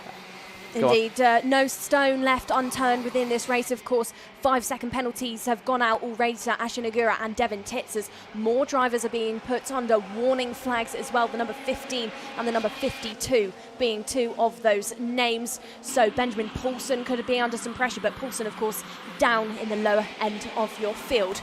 Kira has done a good job over the past couple of laps. She's lit things up, she's turned that dial up, and now has given herself a bit of Grantham real estate out there. So she's got half a second to her name. Ratcliffe now making a bit vulnerable there in P2 as well. Big sends, and drivers massively losing out there. That is further down. That's Alessandro Salas that's just had 2 positions snatched away from him. But Kira actually quite clean and dry out there. Ratcliffe and Wood, I would say, is going to be the next battle to potentially really heat things up. Yeah, I mean, there's some tenths of a second between the two of them right now. Kira's really in control of this one. The gap, 5/10 of a second now from Lou Ratcliffe. There is that lead battle. But yeah, no, I think you're right in saying Wood here really starting to close in. Andy Stewart is not impossible away from coming away with a good result here either. I mean, already currently is in a good result, currently P4. But if we do see the fireworks between these two, and I suspect we'll see them maybe down into the hairpin here, unless there's a mistake from Wood. Kira's been reeled in really quickly. Yeah, indeed. I think there was a moment out there. That first sector was very slow through the Bruno Ferrari S's for Sukmani Kira. Maybe a mistake through the banking because, yeah, Ratcliffe, Wood and Andy Stewart all closed in here. Let's see how this one will go. Not long left in this race, Nicole, and the pressure now starting to build on Kira's shoulders. Yeah, of course, it all fell apart. It fell out of Sugars' hands on that last lap of the previous race. We don't want to see a repeat for her during this one. She's now under some threat. Ratcliffe, Wood and Andy Stewart are the 4 within this battle. If they start deciding to scrap out there, they're also going to invite in final winner from Silverstone of Colby Patterson, who's still got race 1 winner of Harley Musk as a shadow on his shoulder. The 4, the quad, going into the Litchfield grid then. Sukmani Kira has now given herself a bit of a kart length distance, looks over her shoulder, knows she's vulnerable, but doesn't go defensive. At this stage, big moment into the first hairpin. Harley Musk and Colby Patterson. That could have ended in an absolute disaster. Very lucky indeed for Musk there, who will finish this race in the barriers at hairpin number 1. Hopefully he is okay, but the fight at the front still goes on here as Kira's lead still maintains at 0.2 of a second, and crucially, she did not go defensive on that last lap, which means that position stays as so. Sukmani Kira rounds the final turn and will start the final today on Saturday on pole position. Sukmani Kira takes it across the line ahead of Ratcliffe. Then it is Wood from Andy Stewart rounding out the top 4. Lucian Smith ahead of Manny Nuvolini. Harry Ratcliffe finishing ahead of Enzo Stamberg. Alessandro Salov and Max Boshoff will round out the top 10. We lost a couple more drivers in that race. I think Ollie Brunt and Cecil Courts as well were also a retirement. Their karts coming together on the exit of hairpin 2. Well, a very dramatic end there for the field, which does see Sukmani Kira then taking a qualifying heat win, and now will start on pole position for the final here today on Saturday at PF International, with a full day of racing tomorrow, of course. Top 10 we've gone over. Johnson Stewart ended that one 11th place. Ava Lawrence 12th place. Devin Titz finishing that one in 13th. Colby Patterson, Leo Livings, Joseph Davis, Ashay Nagura, Benjamin Paulson rounds out the top 18. 4 retirements: Musk, Courts, Brunt and Zucchetto in spectacular fashion out there for Harley Musk, and hopefully Musk is all okay after that incident. Quite the up and over moment out there, but yeah, thankfully, hopefully, and we do see them out later on today. There's the rest of the field making their way in. Quite the busy race there for the juniors, but there you can see Sukmani Kira, the Alpine junior driver, making her way in. An incredible drive there. With those points, now 91 points on the intermediate classification. We'll see her start on pole position. And for that final, that will be quite the final to watch, I am sure. Sukmani Kira, of course, 4th in the points now. Will take her biggest qualifying heats point score. 25 points will go to her, of course, with that position. That will jump her up nicely. Louis Radcliffe, of course, who was 3rd in the points, will still come away with a good chunk there. 22 championship points that phase. Of course, all of this I'm saying very provisional. For the likes of Colby Patterson, well, does not sit, well, he sits 9th at the moment, so quite far down, so not his best point scoring position in the championship so far. We'll have that gap closed in, I can imagine, quite significantly. There is Kira. Cool, calm and collected after that one. Job well done.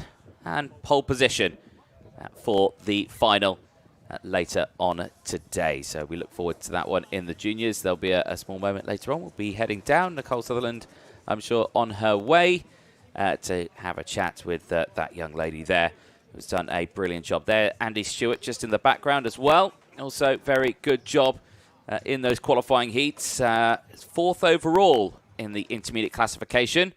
And we'll find ourselves on the outside of row 2 for that final. That's a couple of places increase there at the very end. Clean-up operation is underway after that race. Of course, a fair few retirements in it, so good to see the trailer being utilised here. But yes, quite the fight in the end. Right, let's head down to Parc Ferme and over to Nicole Sutherland.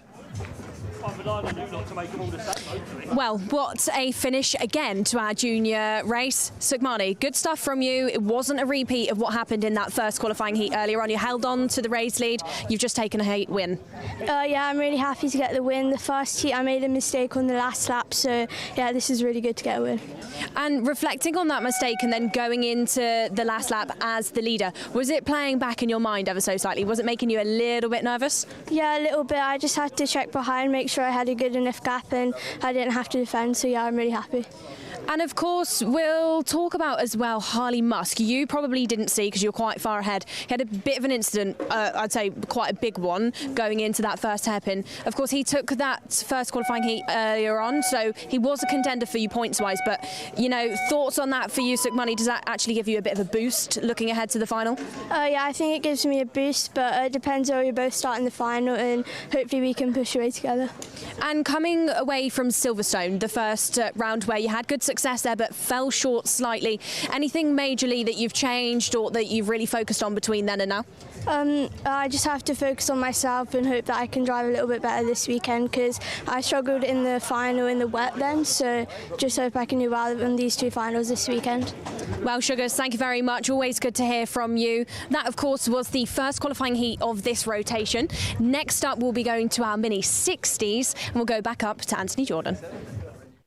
Thank you very much, Nicole Sutherland down there in Parc Ferme. Yes, indeed, turning our attention over to the Mini 60 category next. And again, quite the busy race that we saw for the Mini 60s, which unfortunately did see a driver unfortunately disqualified from that race. So quite a significant change of the race results. Chester Fawkes, though, did come away with that race win. By 0.7 of a second. That was ahead of Max Zadic, and that would have, of course, been for second place. It was a 9-place gain in that race after the, of course, a very unfortunate 5-second time penalty that did go out to your race winner on circuit, Alfie Davidson. That did drop him at the end of that race to 8th place.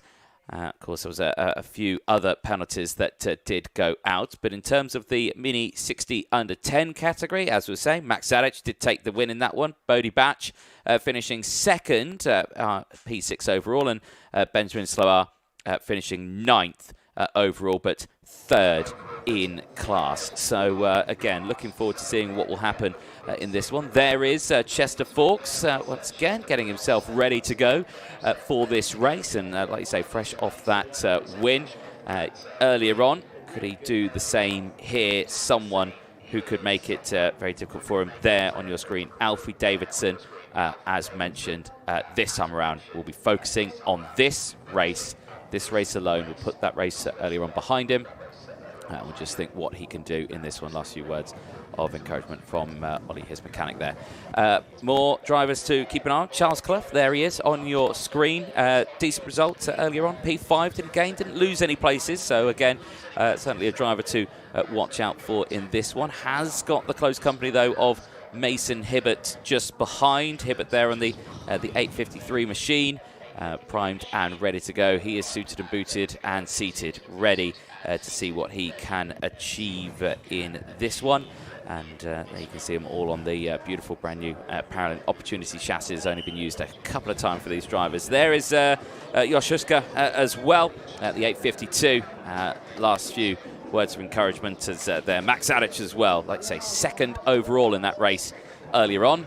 And also the leader of the under-10s. And for the field, they'll be making their way back.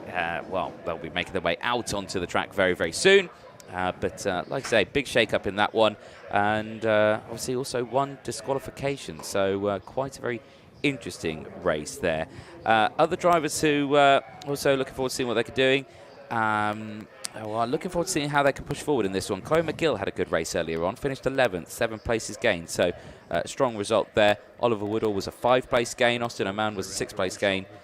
Same for Ilya Sami, also 5 places. So a lot of gains in that previous race earlier on, Nicole. Yeah, absolutely. Some big movers, some big stuff from your under-10s as well, which is impressive stuff. So, of course, this is a grid that is made up of drivers under and over 10 years old.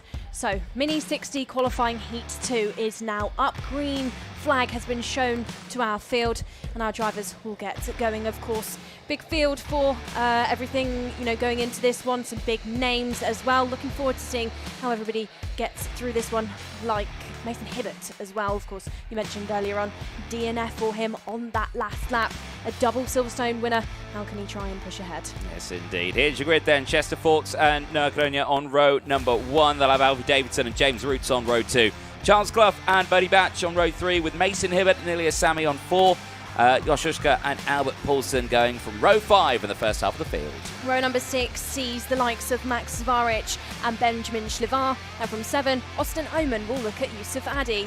8th row is Oliver Woodall with Archie Gupta. And from row number 9, Jayan Prakash will see Chloe McGill. 10 rows in total, 20 karts, Max Armit and Freddie Walker being the final 2. Last moments for these drivers to set themselves up properly before our finals later on. Chester Fawkes hunting down 2 out of 2 qualifying heat wins. Indeed. So, Phil getting themselves ready to go. They finish their out lap. They'll head on to their formation lap on this one. Again, predictions for this one. I can't really predict anything on this one, Nicole. The Mini 60s have been quite competitive.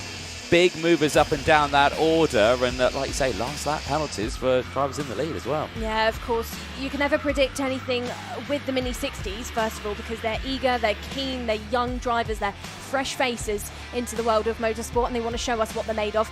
And you can't predict things around this circuit as well.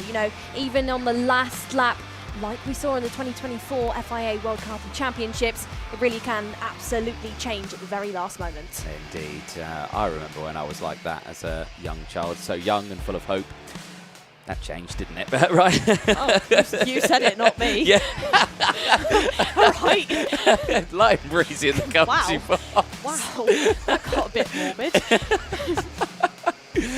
No, I'm loving life. Right, this is all good to see. Mini 60 qualifying heat 2. I think Dan Ashton Ashton just found that funny. He was also young and full of hope, and now he's a race director. Right. Excellent. There he is. Good stuff. He's smiling away. Perfect here. Right then. Let's get this race underway. Mini 60 qualifying heat 2 then. As they head towards those tram lines. Chester Fawkes and Nurkalonia on that front row of the grid. Very strong performance in time qualifying. And can they get that strong performance in this qualifying heat? It's lights out, fights on then in Mini 60 towards turn 1. Good stuff for the inside row. Fawkes breaks away. Davidson immediately up into second place. A little bit of shaking going around. One kart rotated and into the barriers at turn number 1. The Bruno Ferrari S's yellow flags are out, but not big contact with the barriers. All okay, I'm sure, for the drivers, but down in towards turn number 1. I can confirm, I think the driver that was caught out there, or two of them, James Roots and Charles Clough, but I believe it's James Roots who was in the barriers nonetheless. Chester Fawkes leads the way again, but runs slightly wide out of that second hairpin. Alfie Davidson in the fight. Mason Hibbert in the fight as well. Hibbert needs a good race after that DNF earlier on. The trio now again, deja vu from like what we've seen from them at Silverstone, like what we saw from them in the initial couple of laps of the previous lap together, as Arshi Gupta now off onto the grass. Of course, tag machinery for these drivers. Maybe she can try and get herself back onto the track, but actually now exits the kart and tries to walk away, tries to push it actually, in fact. So Fawkes, Davidson and Hibbert, your runners at the front. Josh Hushka, 5 places gained for Josh Hushka, a driver that is only competing in the Champions of the Future Academy Programme UK Series for 2026, and so far within this race is making an absolute good go of it. The trio now looking to potentially change, and the best mates of Davidson and Hibbert looking to work together on Chester Fawkes. Fawkes loses 2 positions to Davidson, and Hibbert out there in the front as up on top of the bridge. 2 drivers will fall in tumble, trying to look at who that is, potentially Max Armit and Yusuf Addy, as James Roots looks potentially to be lost out there somewhere as well. Yeah, indeed. That is a shame there for those two. Noah Karunya and Bodie Batch also have just dropped down there behind Josh Hushka, as you were saying. So, again, good battles happening nonetheless. So, Davidson leads then. And it's going to be quite a fabulous little race on this one with the 3 karts breaking away. Davidson, Hibbert and Fawkes down the inside there. Josh Hushka pushing forward and now I believe ahead of Albert Paulson. So both of them still on a 5-place gain. Yellow flags out at the bridge section.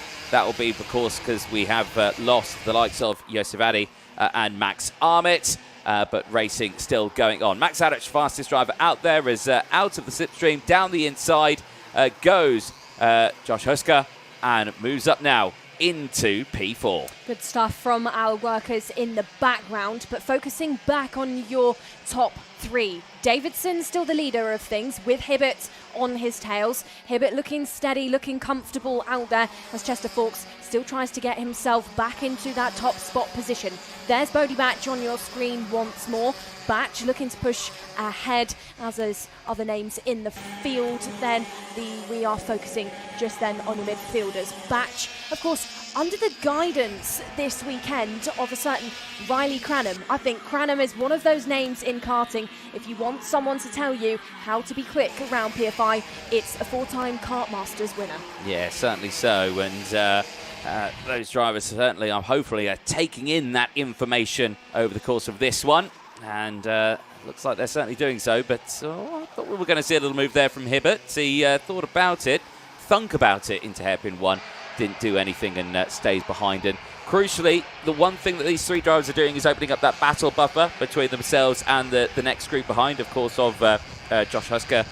They've got Batch there as well, Bodie Batch, Noah Kronya as well, Paulson also. They're all still there, and they're only a few moments behind. So again, you can see the gap is there. It looks significant, but trust me, after a short fight, there will be a close fight. And doing things like this won't help that situation.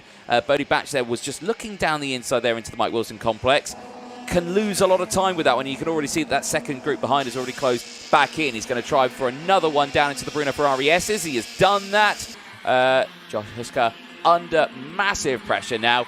Konya trying to find his way through also, but just not finding the gap as Chester Fawkes sets the fastest lap of the race, is there, 3rd place and pushing away. Now, are we catching up to a driver in this one? I think we are. Roots. James Roots, yeah. He was the driver who was caught out at the very start of the race. Opening lap, you are allowed to restart, and he has done that, but he has been caught up by the race leaders now. Well, Roots is a clever driver. He'll know to move out the way very shortly for Davidson, Hibbert and Chester Fawkes. Quite interestingly, your trio at the front of Davidson, Hibbert and Fawkes, I don't know how much they're going to battle it out here, Anthony. You know, Hibbert's got a lot to lose after that DNF earlier on. Davidson was given that penalty. Chester Fawkes, despite currently sitting P3 on the road, is still your leader of your qualifying heats points with 91 to his name. So he would be setting himself up for a pole position later on, even if he stays in P3. Maybe, though, we have potentially had a move out there. He's actually said to me, you know, Nicole, that's not the case, because now I'm going to get myself into P2. I don't care. I want to be right at the front. We've had now that switch between Chester, Hibbert and Davidson as now they look to start and light things up. Into the first hairpin they go. It's going to get fiery. All three of those drivers, Nicole, have just said, sit down and watch this. Nice move from Fawkes. Yeah, indeed. The nice little up and under there, but he's not had the power out of the corner, but he's still got the position on the inside line into the Fullerton S's. Squeezes wow. Davidson there. And Hibbert gets through and up into second place. This will give the green light to these drivers behind to settle down and close in now. The gap is 4.5 seconds, but with the time we've got left, very doable to close in unless now they all slot themselves through, because Hibbert is there in third place and has lost touch now of Davidson and Fawkes. Now, if they continue to fight on, that's got them clear. Still yellow flags out there through the bridge. I think that is still those two karts that are a bit stranded. Zolder, that has moved down the inside. Well, no, that's fine. I'm seeing the green flag there, actually, going onto the bridge. So absolutely fine there for that overtake. And Davidson and Fawkes continue to go wheel to wheel. Hibbert here could still get something right now. Wheel to wheel once again. Fawkes on the inside. Davidson switches to the outside line, goes round the outside under braking. Brilliant overtake there for Alfie Davidson. The drama in race one earlier on has not plagued his mind in this one. He is pushing forward beautifully. And now Hibbert gets himself up to second place, but this isn't the end of the world for Chester Fawkes. Remember, Chester Fawkes, even in third place, would still be the points leader going into the final later on today. Alfie Davidson got a 5-second race one. Race two sees a checkered flag at the very end. Hibbert and Fawkes over the line, separated by absolutely nothing. Poulsen from Zadic, Oman from Kronya, then it's Hushka from Sami. Batch rounds out the top 10. Davidson, though, redemption from race one, will see a front row start for the final alongside Chester Fawkes. A great result there for Chester, and I'm sure he'll be delighted with that result. Maybe not the finishing position he wanted to be in for this race, but still comes away with 25 championship points. Does Chester Clark, and again for him, that's his best points scoring in the qualifying heats of the season so far. Rest of the results on that one, the top 10 we've gone over. That was, of course, rounded up by Bodie Batch, second overall for the mini under 10s. First was Max Zadic, who gained 6 places to finish in P5. Then 11th place sees Charles Clough and Chloe McGill. Another good race there for McGill, 6 places gained to finish in P12 ahead of Benjamin Slavar, who rounded out the top 3 in the mini 60 under 10 category. Jayan Prakash finishes that race in 14th ahead of Oliver Woodall. James Roots rounds out the top 16. And the retirements, Freddie Walker, Yosef Addy, Max Armit and Arshi Gupta rounding out the 20 kart field. But there, Alfie Davidson, as mentioned, redemption from race one, and will start on the front row of the grid for that final. That's a strong recovery there at the end of that race. And there you can see, still, even after that, enough energy to get that kart on the trolley. Superb end there for Alfie Davidson. Mason Hibbert then finishing that one P2, still with a 5-place gain. Mason Hibbert, of course, started that race on the 4th row of the grid. But Chester Fawkes in 3rd. May have started on pole position, but still will be the points leader and will start that final on pole position. So make sure you stay tuned for that one. Will be an exciting one. So clean-up operation now underway out on circuit, which is why you see those white flags out there indicating slow-moving vehicle on the track. One more race to go then before the second and last break of the day, and then we'll be going into, of course, those finals where we will see the juniors, minis and seniors out in that rotation. But of course we need to determine who will be on pole position for the senior final. That one will be quite the interesting little fight, but before then, let's head down to Parc Ferme and over to Nicole Sutherland. Well then, our second mini heat done and dusted. Alfie, good stuff there for you. Your previous heat with that 5-second penalty, you know, for you, how did that sort of change the mindset going into your second qualifying heat? It definitely changed the mindset, obviously. I would have been pretty calm if we won that first heat, but it just made me even more confident that I can win that. I won the first heat, but with the 5-second, it doesn't matter really, so I just won that second heat. And with you, Chester and Mason out there in the front, you left it a couple of laps to give us a show, and then you absolutely did that, the trio out there. For you, early stages, would you say that you and Mason were working together to try and get past Chester? Yeah, we were trying to get away from Chester, but he was really fast, actually. Kept on the back of us and then made it a really good fight, actually. And Alfie, you know, for that last couple of laps where it was starting to light up, to keep your cool in what you just did as well, considering that 5-second penalty, how did you manage that? Because it's easy to do it around this track where you start to overdrive, right? Yeah, it's really easy to overdrive. I just kept calm. Obviously, I was still in the top 3, which would have been a good finish, and then that around the outside move just made it work, really. Well, I think that's going to be a bit of a highlight for many people over the course of this weekend and the course of this year. Big stuff there from you, Alfie. We'll see you on the grid later on. Of course, Mini 60 done and dusted for qualifying heats. One more qualifying heat left to go. We'll go back to our OKN seniors. Thank you very much, Nicole Sutherland. Yes, indeed, seniors will be coming up next, and they will be, of course, fighting for that pole position spot. A little look back at the results from that race in Heat 1. Happy to report, don't think any penalties went out. No, indeed. I think there was an investigation that went out to William Antrobus, but that adhered to nothing. So no penalties in that senior race earlier on. And Harrison Whitcomb taking that win ahead of Eva Morris. Lizzie Mentier finishing it third with a 2-place gain ahead of Emma Dowling.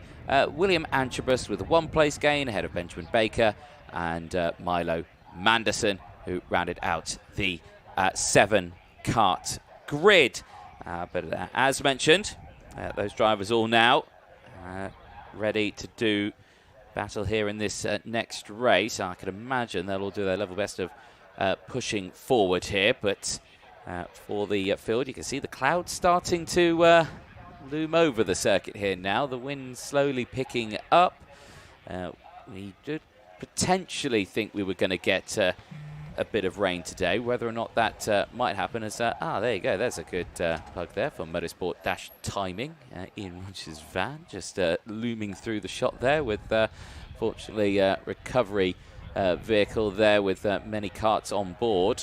And quite the shame for those drivers who will, of course, be making their way back to Parc Ferme at the end of that race, and still 1 or 2 more pickups to happen out there.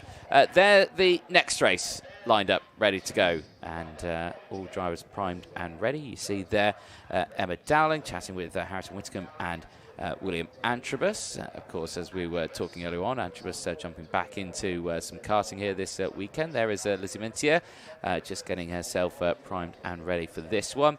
The rest of the field out there, of course. We'll have the likes of there, Milo Manderson from the UK, and as mentioned for him, strong race ahead of him on this one. Didn't gain any place in that previous race, but did just finish behind the train behind, was fighting with Antrobus and Baker in that previous race, and looking forward to seeing what he can achieve in this one. As, lovely karate kick there from Marv to Emma Dowling. Perfect. Other side of the grid, there you can see Eva Morris. There is Benjamin Baker, part-time karter, full-time model, ready to go out in this race. I was going to say it. There's no point this weekend I wasn't going to say that. Welcome back, Nicole. Hello. To the commentary box. How's the weather out there? Wind is picking up.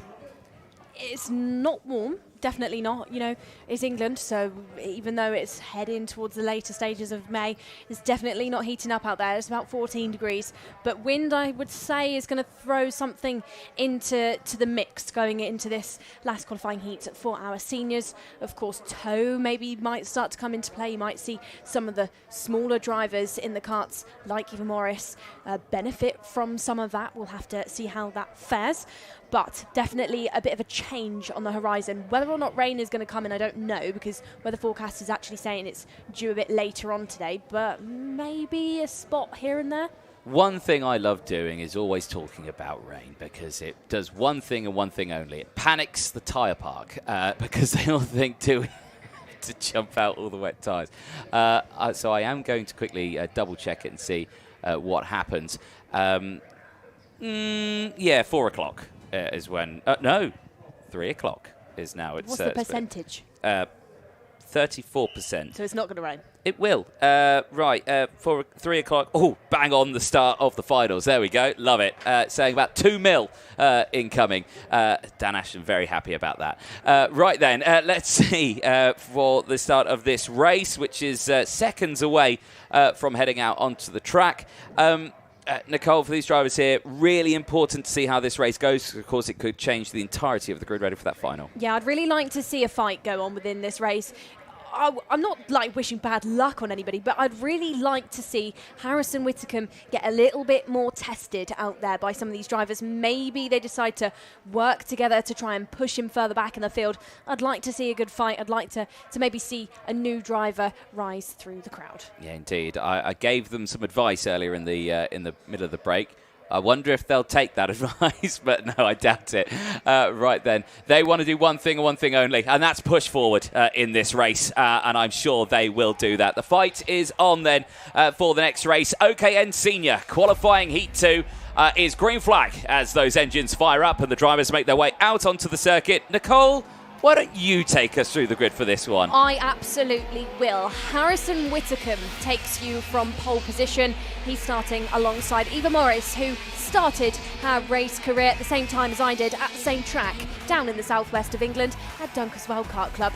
Second row of your field, Emma Rose Dowling, the young Toyota Gazoo back driver from South Africa, starting alongside Benjamin Baker, who started his senior racing career here at this very circuit. Third row is Lizzie Mentier, driver, previously part of the Alpine Race Her Academy, knows this track well, has taken great results here in national championships, and she'll be starting alongside Ginetta, driver of William Antrobus. Fourth row in total, 7 drivers. Milo Manderson, of course, KZ2 driver in the UK, typically has joined us into the Champions of Future Academy Programme UK series to round out your 7-strong field, who will hopefully try and test the likes of your pole sitter of Harrison Whitcomb. Yes, looking forward to seeing what happens in this one. Of course, it took a while for him to actually break away in that first race. It wasn't clean sailing right to the word go. No, lower tyre temperatures maybe coming into play for Whitcomb. First 3 or 4 laps pace-wise, it was matching the drivers around. Eva Morris was not shaken from him at all. Then it was on lap 5 and 6 where you really did see him, you know, apply something else to the racing and drive away. Yes, indeed. Again, I've got a fancy device on my phone, gives me a little radar, as we like to have, and going to have a quick scour at it again just before this race gets underway. So I'm thinking around about 3 o'clock, and just as to where we are.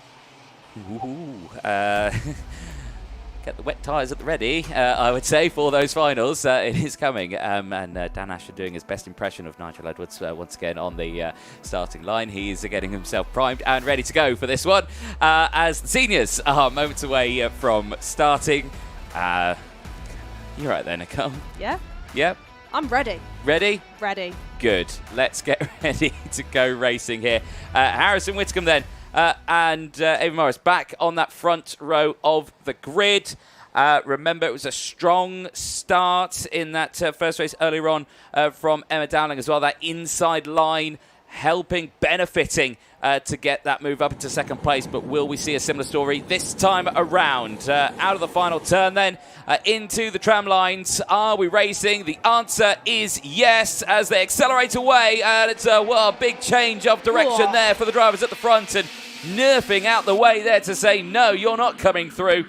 Whitcomb holds on to the lead of that one as the rest of the field pushes their way up. Then we're seeing the very close attack there from Benjamin Baker, who was squeezed out of the way there by Eva Morris, who squeezed herself into third place at the start of that one. There you can see the likes of Manderson down the inside, does squeeze past Baker now and pushes up into that spot. William Antrobus there just ahead now of Lizzie Mentier, who is slotting in just behind, but crucially at the front, it is still Whittingham who leads the way, very closely followed once again by Emma Dowling. Ava Morant still there third. Well, William Antrobus is a story to note throughout this weekend. A driver that's never used OKN machinery before. He's been out of the kart since December. He's been used to the sort of Ginetta style of driving, having done numerous tests, numerous races there in what is now a car career for him in motorsport.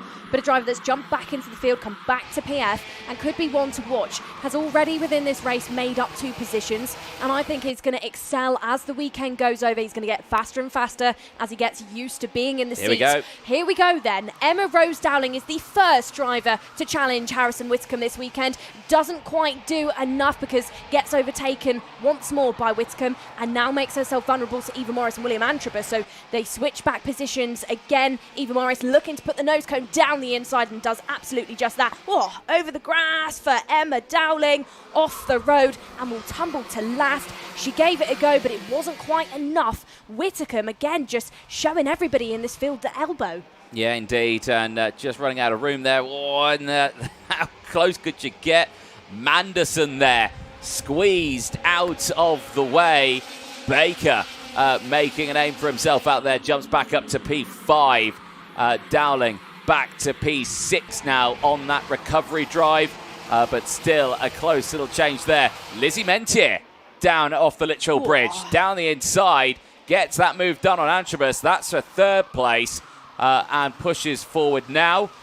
Whittingham with the fastest lap of the race has opened up the gap to 0.8 of a second now. Eva Morris holding on to second place here as the train behind once again all tries to console themselves and get back into position. Pace-wise for these drivers, you know, of course, they're not as fast as they were going in that time qualifying session where Harrison Whitcomb broke the lap record for OKN Senior, but we're still quick for these drivers because of that rubber that's been laid down. Harrison Whitcomb, cast your minds back to his post-race interview earlier on. He said, track really grippy, actually making it really physically demanding, so you're going to see these drivers absolutely on the limits for these laps, and that's what you saw from Eva Morris coming off of that Litchfield Bridge just on that previous lap where she ran really wide as Big Sen down the inside, this time by Emma Rose Dowling, who's trying to claw her way back on the field after that big mistake earlier on. Baker now looking to overtake Manderson as well, as Manderson, you know, visibly shakes his head to say he's not happy out there about the drivers behind him getting past, as now maybe a move on in the late stage of this lap for Baker.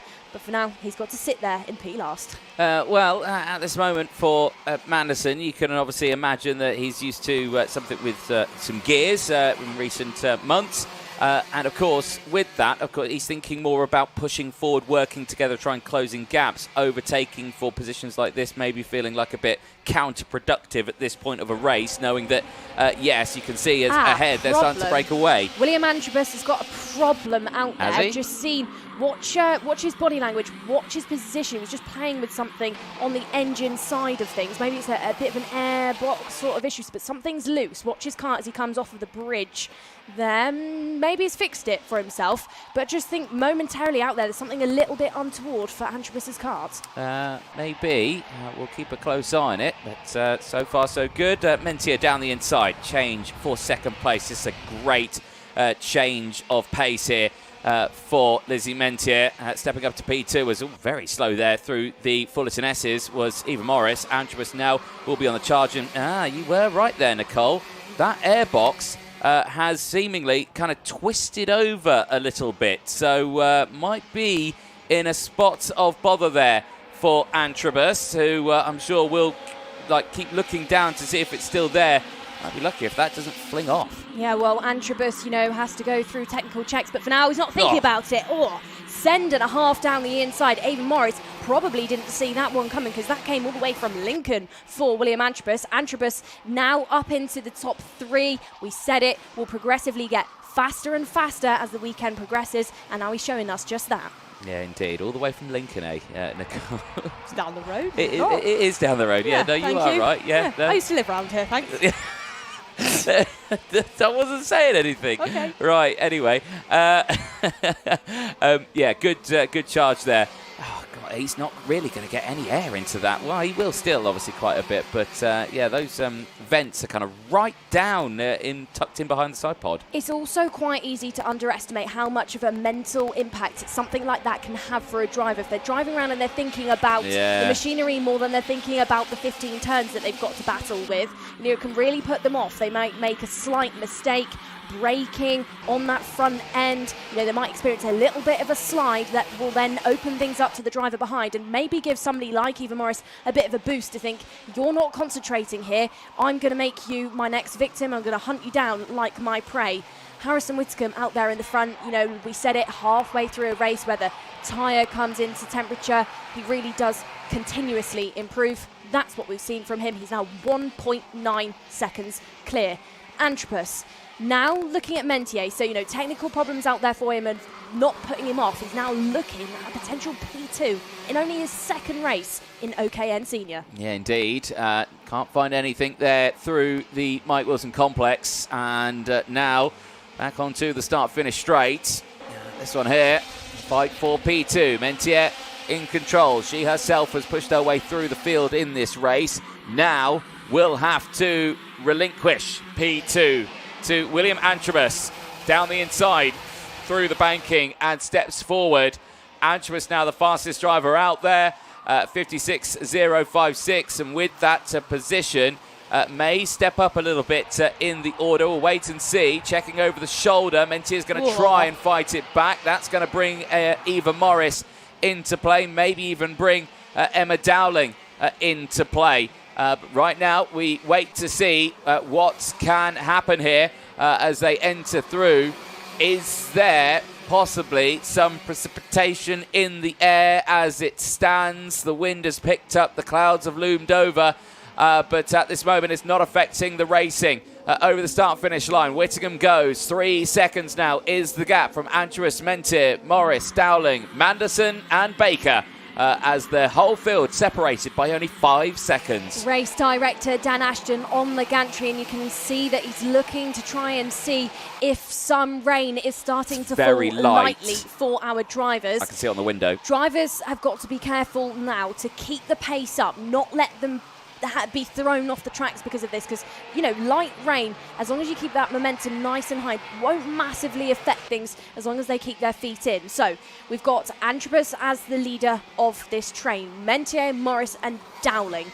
All 3 of those drivers have tried to give it a go so far for P2. Antrobus currently the leader of that, but it's closing up as Emma Rose Dowling is shot through the field once more. Of course, we saw that self-inflicted moment for her earlier on cost her some time. She dropped down to P last. Now she's back into the fight. She's back into the mix here. She now looks at Eva Morris. Into another new lap these drivers will go. Antrobus looking steady out there, but the 3 Discover Your Drive initiative drivers now looking like they could test each other. Mentier, Morris and Emma Rose Dowling into the hairpin. They'll go once more, and it's all 3 of them, they're kind of meerkat moments as maybe Emma Rose Dowling has got a radiator problem out there for her. Pace-wise is not putting her off, but look at the angle of the rad there. It's just sort of flicked backwards for Dowling. Could maybe be a problem in a moment's time. It could be. Yeah, we've still got a couple of laps left of this race, and yes, that rear radiator, you can see it's flat on the car. It could be touching the rear wheel, and if that obviously decides to burst, that could throw water all over the circuit, and I've seen many an incident that has unfolded at lots of circuits with water down on a track from a radiator. Over the line they go. Still no change, but yeah, that could be a spot of bother. Yeah, it could be really detrimental for Emma Rose Dowling. You know, even if the radiator doesn't experience any damage, if it damages that rear tyre as well, she's got to use those later on. She's got to think about that.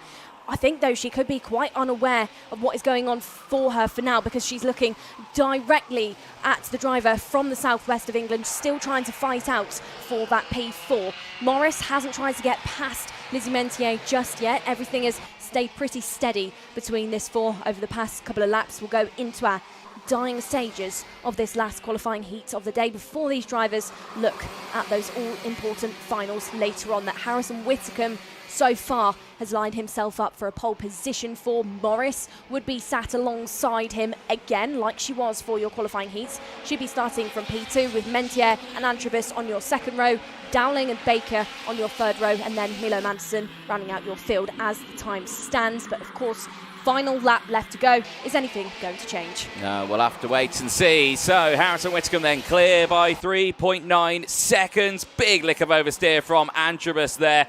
Trying to bring it back onto the track. Mentier is going to go defensive. Here's Morris then on the outside line. She's going to try and squeeze her way through. Can't find the way through hairpin number 1. Hairpin number 2, a similar story. Here's Dowling now trying to also get involved. Morris also going defensive as the whole field pushes their way through now into the final sector here. Whitcomb in the lead is absolutely clear at the front and is looking for another pole position start for the final and another 25 championship points to his name. It is Whitcomb across the line, wins here in PFI and starts on pole for the final. Antrobus second from Mentier, Morris from Dowling, Manderson from Baker is your final positionings. And with that, Whittingham starts, as mentioned, on pole position. Eva Morris and Lizzie Mentier joint on 82 points, but Eva Morris out-qualifying Lizzie Mentier would secure still second place. Lizzie Mentier would now start the field in third for the final. Antrobus fourth for the final. Dowling fifth. Baker sixth. And Manderson seventh for the final. There is your results, provisionally, of course, on your screen.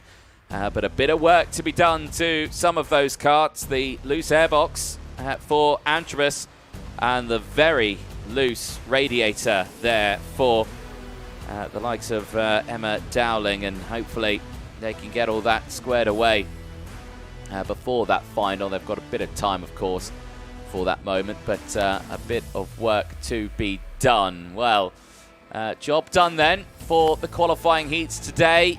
We go into the second of those breaks. It's a nice calm day for the marshals here at PF International, and of course these marshals used to a very active day of qualifying heats on a regular standard race weekend, but here at the Academy programme, very different format for them here this weekend, and I'm sure they'll be quite happy with the format that they've got today. There is your grid, making their way over the weighbridge, making sure they're all above board. Be curious to see the rear tyre of Emma Dowling's machine, and you can see there the cart's just being checked over. I think Dowling's already gone through. I think she was the first kart there to go through, and yeah, we'll double check that one, I am sure. And yes, there she is. How's that tyre? Well, there you can see the bracket. Think it's okay. Oh yeah, no, you can see a lot of rubber that's accumulated on that radiator there. That was very lucky not to burst out there. Of course, radiator, the fins, they're only very thin. A lot of water travels through there, but of course the tyre, I think, is the biggest one there. That has shaved a lot of rubber off that rear tyre. Hopefully that is still okay for the final. There, your race winner. Once again, strong performance for Harrison Whitcomb, continuing that dominant streak here in the Champions of the Future Academy Programme UK Series. Of course, the prize for the title winner, that senior category, is that entry into the World Championships later on this year, be held in Bahrain, and that will be quite the prize for the winner of this season.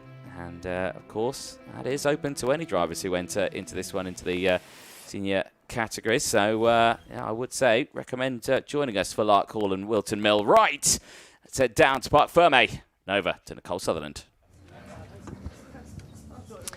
Well, thank you again then, DJ. Harrison, good stuff from you once more. We would expect nothing less. Track conditions, however, of course, track temperature maybe has dropped a little bit. Wind has picked up. Was there any notable change for you out there? Yeah, I think there was a little bit less grip. I could see a few raindrops on my visor, so I think the track hopefully it might change, but I kind of want a bit of wet because I was good there at Silverstone, so we'll just see how it goes. And Harrison, we were talking in the commentary box as well. When it's really light rain, actually you drivers continue to push. You try not to back off too much because you can do more damage than good. Is that right? Yeah, definitely. I mean, obviously we never know what the next turn's going to bring, and as being the leader, I'm always kind of the guinea pig, so it's kind of hard to judge what the next corner's going to bring. And Harrison, of course, I want to save some of my key questions for our grid walk later on, but thank you very much. Of course, 2 rotations of qualifying heats done and dusted for the 3 classes in our field, our Mini 60s, OKN Juniors and OKN Seniors. We're going to have a short break before we then go into our last 3 races of the day, which are our all-important finals. Thank you very much, Nicole Sutherland. Yes, indeed. You here can watch those finals, of course, free and live on YouTube, which will be starting on track at 3 o'clock local time, which is in bang on an hour from now, when that flag will drop. We'll be back a little bit before then, of course, with our grid walks. Hopefully, the rain will hold off, but it's a likelihood that we could see some precipitation over the course of those finals. So that should make the finals very, very interesting indeed. But from myself, Anthony Jordan and Nicole Sutherland, we will take a short break. Do not go anywhere. We'll see you for those finals.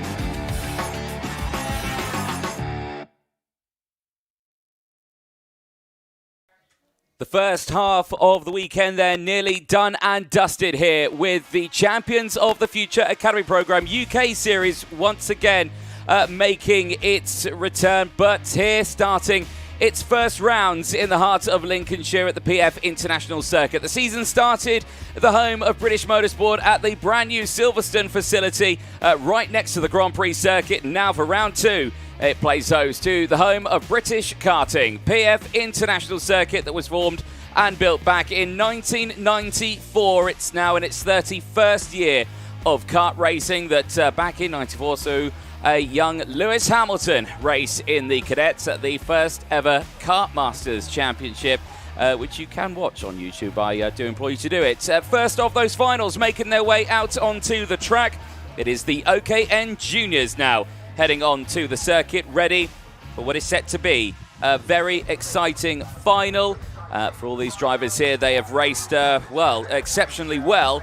But it is Sukmani Kira who finds herself on pole position for this last race of the day. Certainly not last race of the weekend, because of course all three of these classes will do this all again tomorrow.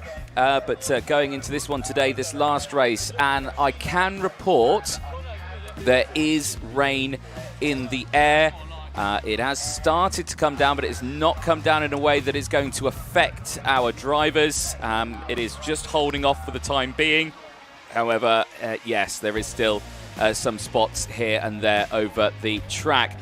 Field is ready to go. We'll be down on the grid with Nicole Sutherland very shortly. He'll be down there chatting to some of our drivers, of course. And as you can see, that front row there, Sukmani Kira on the left-hand side, Louis Radcliffe on the right-hand side. Louis Radcliffe, of course, did take a final win out in Silverstone. Took the first win of the weekend on the Saturday, so certainly could be an interesting one in this one. But let's head down to the grid and over to Nicole Sutherland.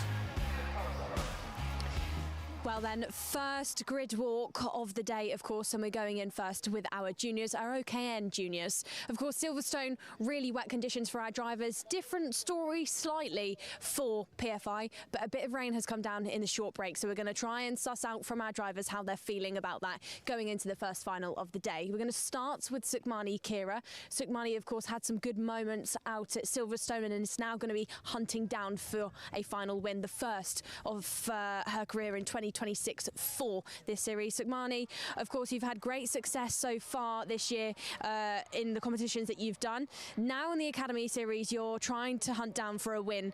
Track conditions, you know, from what you know about this circuit, you've done plenty here so far within your career to date. What are you expecting the first couple of laps to feel like? Because some light rain has been coming down. Yeah, I just have to make sure that I react to what's on the track and know what's on my visor, so just need to stay calm and hopefully I can do well. And PFI as a circuit, how quickly does it change? Is it one of those tracks that is massively affected by the rain? You know, tell us a little bit about that. I don't think it is massively affected. It's quite a grippy track, so I think it will dry quite quickly. And of course, we've seen a bit of a theme so far this weekend for you juniors. Last lap showdowns, I would say, would be a fair summary. Expecting more of the same going into this one? Yeah, we'll see how the start goes and we can see what the last lap's like. Well, we'll see what it brings you then, Sukmani. Thank you very much. Of course, Sukmani starting on the front row alongside Louis Radcliffe, who she's seen plenty of so far within the qualifying heats. Louis, a driver who had success at Silverstone, took final win. Louis, Silverstone set you up very well for this year, both championship-wise and confidence level-wise.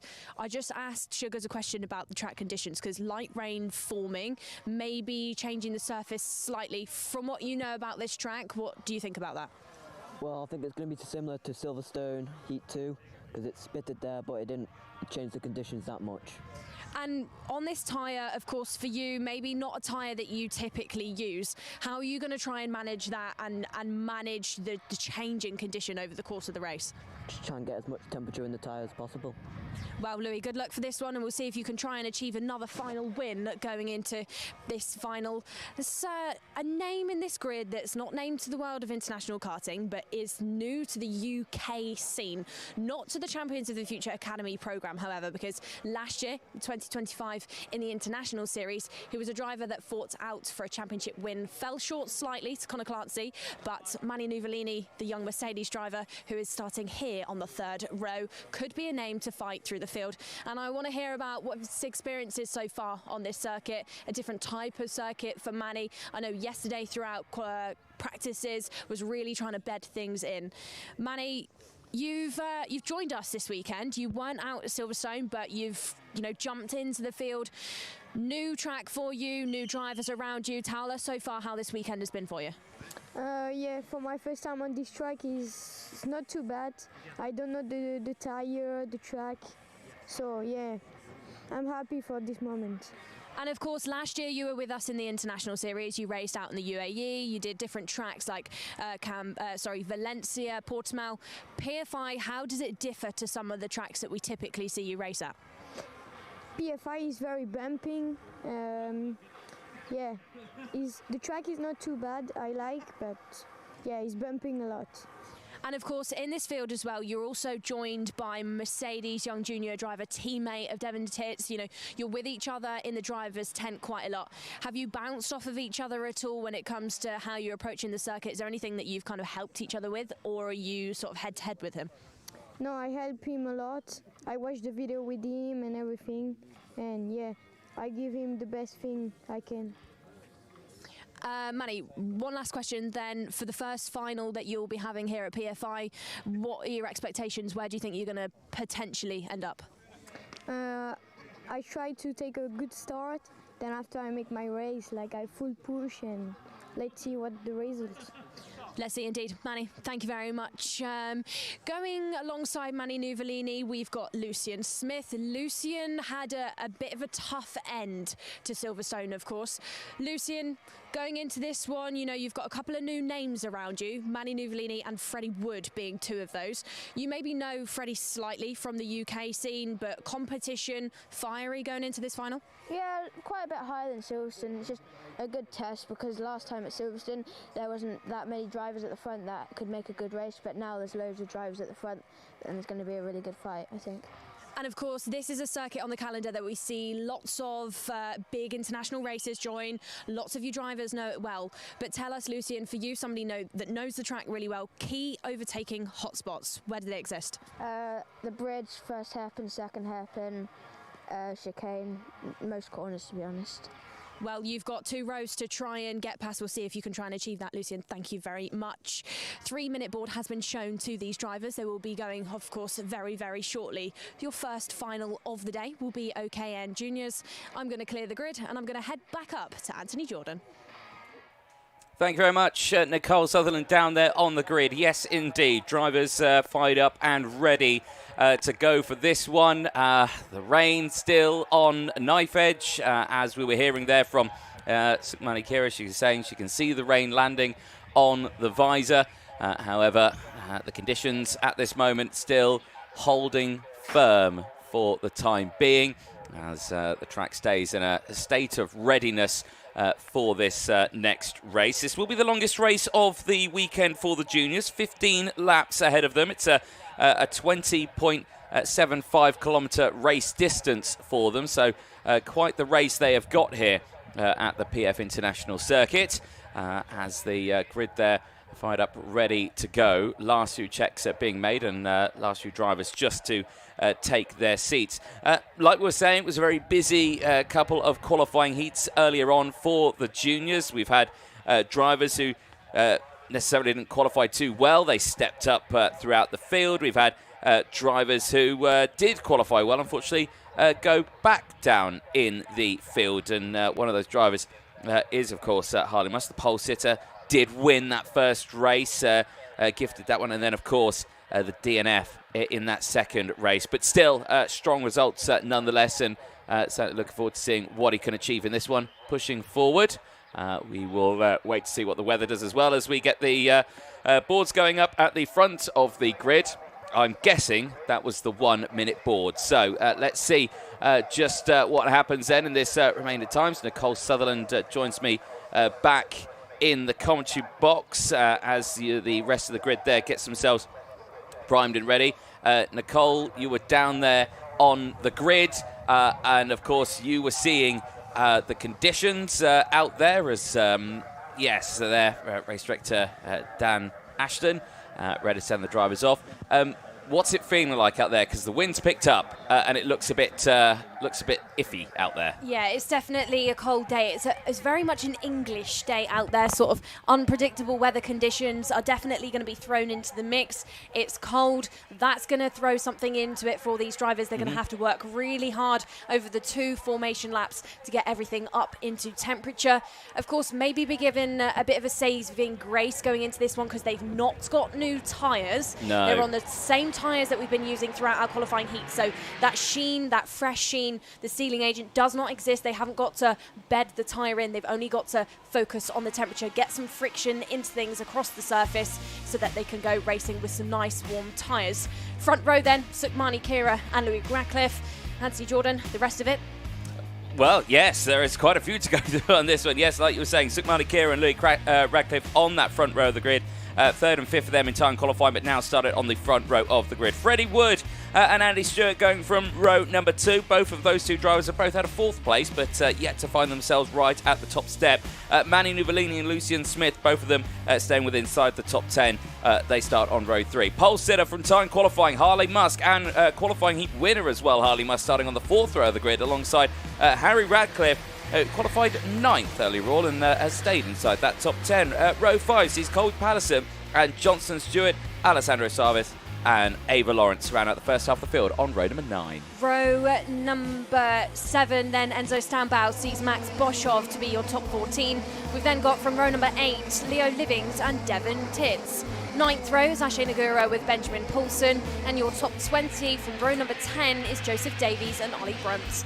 11th and final row sees Cecil Court, who's only managed to make up 1 position since his time qualifying.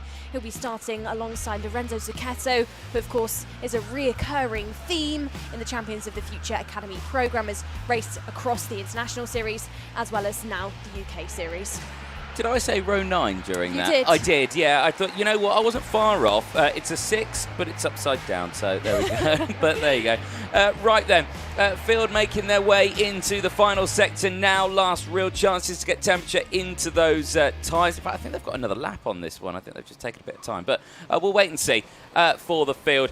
Really looking forward to seeing what Sukmani Kira can do in this one, Nicole. Has fought her way to this front row, had that fight on her hands. But I'm sure the first final winner from Silverstone last time out in round 1, Lucian Smith, will certainly have something to say about it as he starts alongside Sukmani Kira on the front row of the grid. The drivers enter into the tram lines. Are we racing? We are indeed in the final then towards turn 1. Good start for the inside road 1 kart on the grass right at the start. Rejoined to the middle of the pack. Everyone, though, getting through cleanly. And crucially, right at the front of it, it is Sukmani Kira, though, who still leads the way as they enter the Litchfield Bridge for the first time. Down the hill then towards hairpin number 1. There you can still see the likes of Louis Radcliffe holding on to second place. Andy Stewart goes defensive, loses out on that position.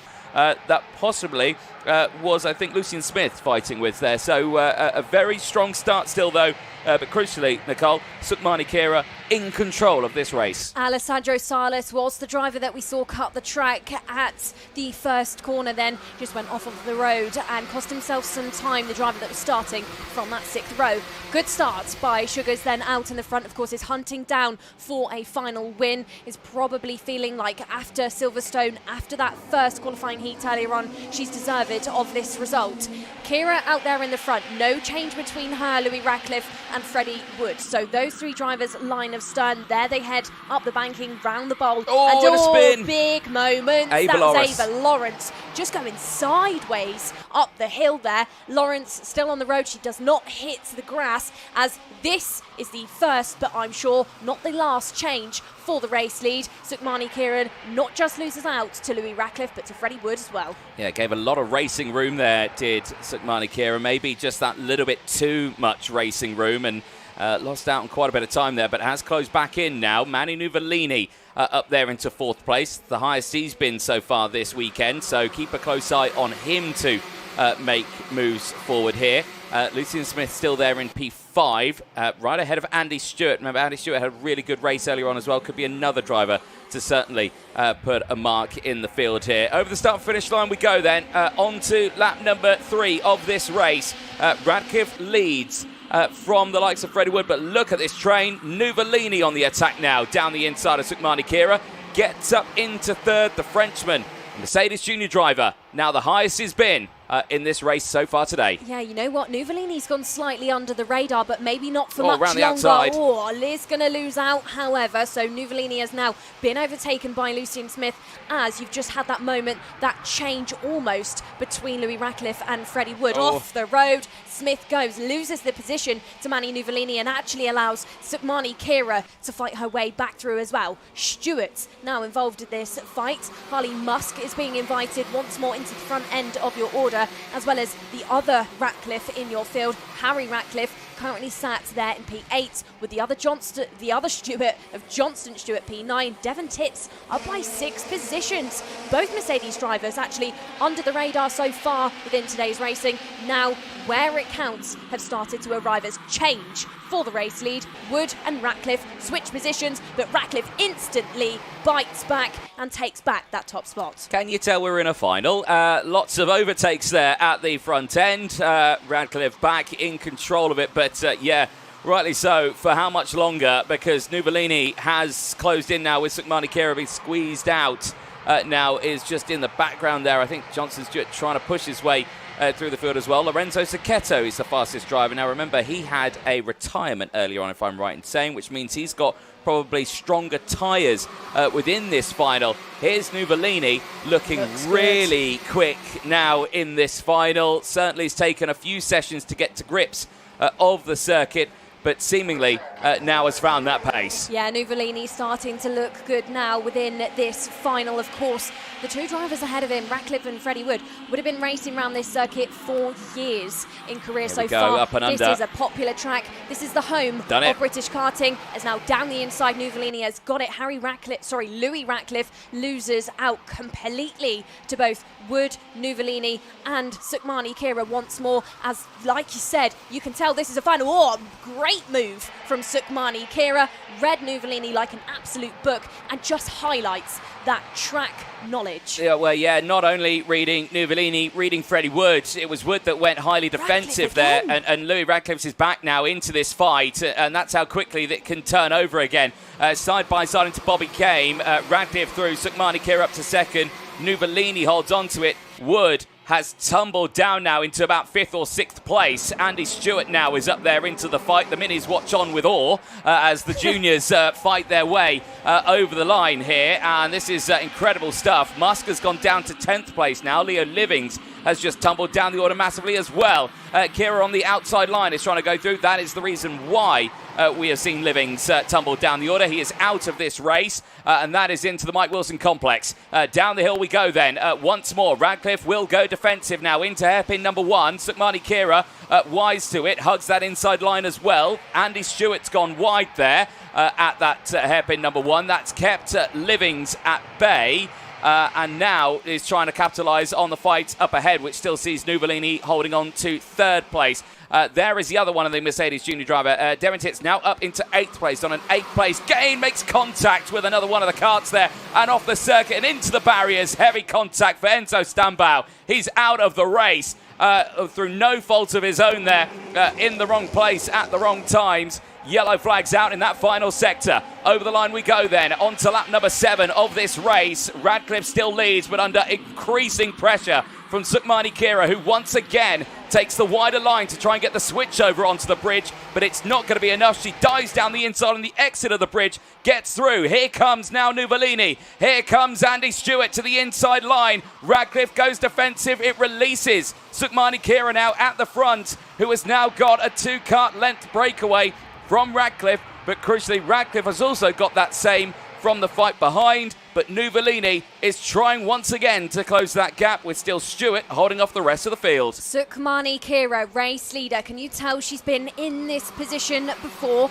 Kira in the lead ahead of Ratcliffe. Mani Nuvolini still sat there in P3 as again, let's highlight the pace, the progress from Andy Stewart as all of the minis watch on, like you said, in awe, just watching at this entertainment unfold ahead of them and thinking probably you're putting on a show, but watch what we're going to do in a moment's time. Kira through the bowl she'll go as the drivers behind of Stewart, Smith, Freddie Wood and Johnston Stewart go defensive to each other. Now Mani Nuvolini looks like he could be under some pressure from Andy Stewart as Devon Titz 5-second penalty in what will be, because of that incident, down towards Bobby Kame. Into the first hairpin, these drivers will go once more. No overtakes just yet, but into the second hairpin. Great move there by Stewart. Switches positions with Mani Nuvolini, and for the first time this weekend gets herself into the top 3. Yeah, indeed. This is a really strong performance here from Andy Stewart. Did score good points in the second final out in Silverstone, but this would be her first podium if she was to stay here. But we're only half race distance here, Nicole. It's a long way to go. There's a little further back in the middle of the pack there. You're seeing the likes of Devon Titz, of course, who's just picked up that 5-second time penalty. Musk and Lawrence, as Titz again goes defensive there on Musk. Risky move there into the Bruno Ferrari S's. Yeah, Devon Titz now, really is drawing some negative attention to himself. That's the change, and Ava Lawrence, the Aston Martin young junior driver, trying to fight her way through the crowd. Lawrence then gone under the radar slightly so far today, has not been as high up as she probably would have expected, but now finds herself inside of the top 10. Second hairpin, these changes going on. This is for big moment. Is that Harley Musk again? Harley Musk finds himself out of a race for the second time today. A driver that took, of course, a qualifying heat win, looked strong, looked confident, but now for the final day will not, for the final race today will not go any further. Yeah, that is a shame for the pole sitter in time qualifying this morning. Race continuing on. This is back with your front runners. Sukmani Kira still in control of this race. The gap only 0.2 of a second. Radcliffe starting to close in. Action just behind. Freddie Wood on Manny Nuvolini. Nuvolini is wise to it, holds on to 4th place, but I can imagine will go defensive slightly into hairpin number 1, right in the middle of the road there. Doesn't over-defend it, doesn't lose out the exit. And crucially now, because of that, well, they're into yellow flag, so definitely no overtaking beyond this point. They have to pass a green flag, to which they do, going into the Fullerton S's. Racing back on now. Race a couple of laps ago then for Freddie Wood did start to unravel slightly, but now he is there back into the fight, back into the mix, into the sharp end, and is looking at Nuvolini. Of course, yellow flags prevented an overtake, an attempt forward a moment ago, but he looks like now he's found his feet. He looks like he's back into a rhythm, and of course we've still got plenty of race distance left to go. We've seen a theme so far this weekend. It turns into a last lap battle, a last lap showdown, and expect the same story to unfold within this first final of your day. Kira and Ratcliffe, no change, still separated by 0.2 of a second. Big lunging distances can be closed in through these hairpins, but it's thought against by Ratcliffe for the time being. Harry Ratcliffe goes fastest, of course. Harry Ratcliffe, those stats, P11, looking at Ava Lawrence, big send down the inside. Wood now gets past Manny Nuvolini and will be trying to get himself back into contention for a win. Yes, indeed. Virtual championship-wise, how about this one for comfort? Sukmani Kira at this moment leads it by 6 championship points now with the position that she's currently in. That's quite the section we are seeing. Right, this one here, though, is still on, though, for 4th place. You can see the top 3 now have broken away. That's a really good position for those top 3 to be in right now. Wood from Nuvolini.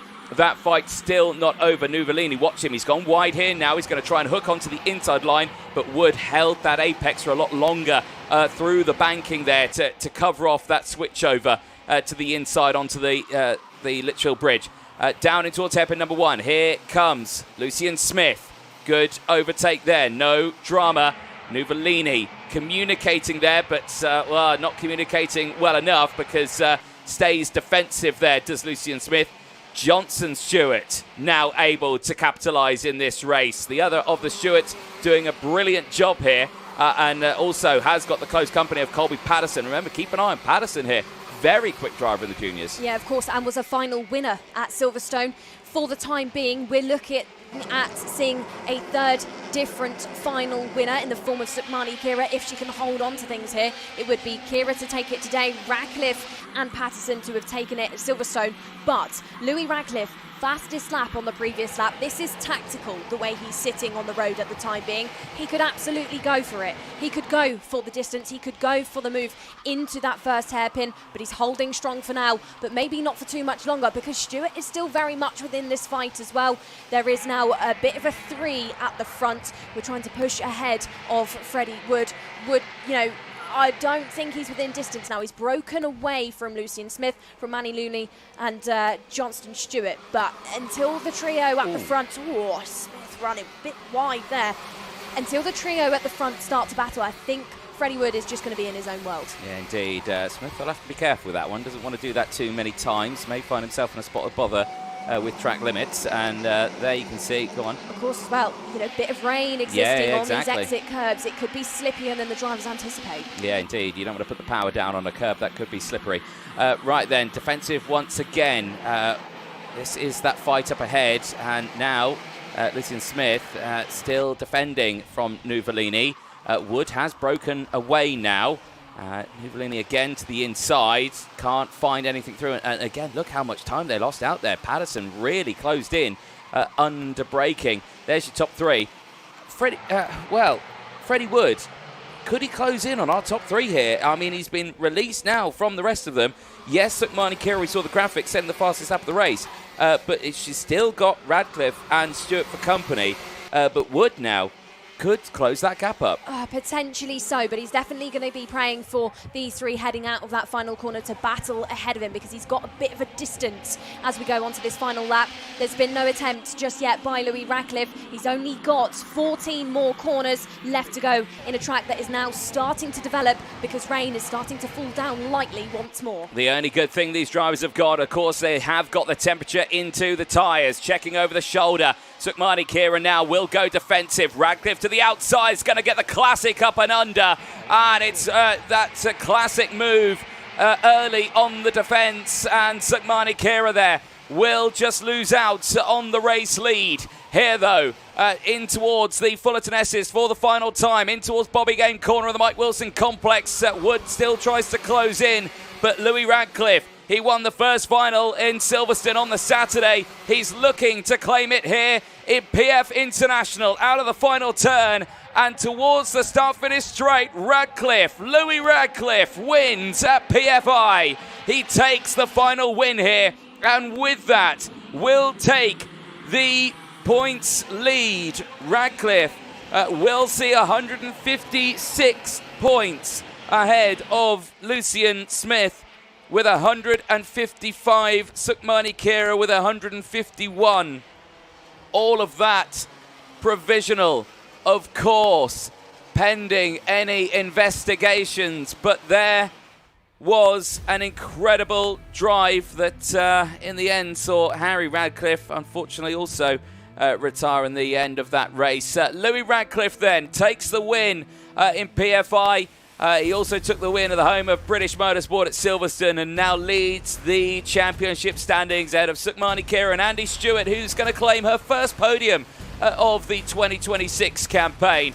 The rest of the field just behind. Freddie Wood will finish in P4 ahead of Lucien Smith, who now is second in the points. That is now ahead of Manny Nuvolini and Ava Lawrence, Deventit from Colby Patterson, Ashay Nagura from Max Boshoff, Lorenzo Zucchetto and Alessandro Salas, Johnson Stewart and Ollie Brunt, Benjamin Paulson, Cecil Courts round out the 17 finishers in that race. The retirements: Harry Radcliffe, Harley Musk, Joseph Davis, Enzo Stambaugh and Leo Livins, unfortunately not making it to the end of that race. There is your finalists, though, just making their way through. There is Manny Nuvolini.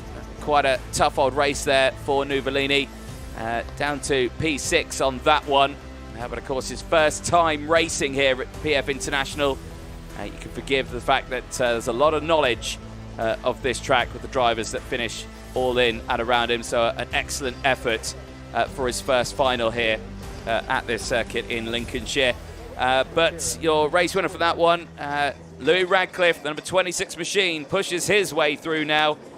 Very strong end to that race. A great result nonetheless for him. 0.2 of a second clear from Sukmani Kira. Was able to read the road beautifully at the last lap of that race and was able to get that overtake done at hairpin number 1.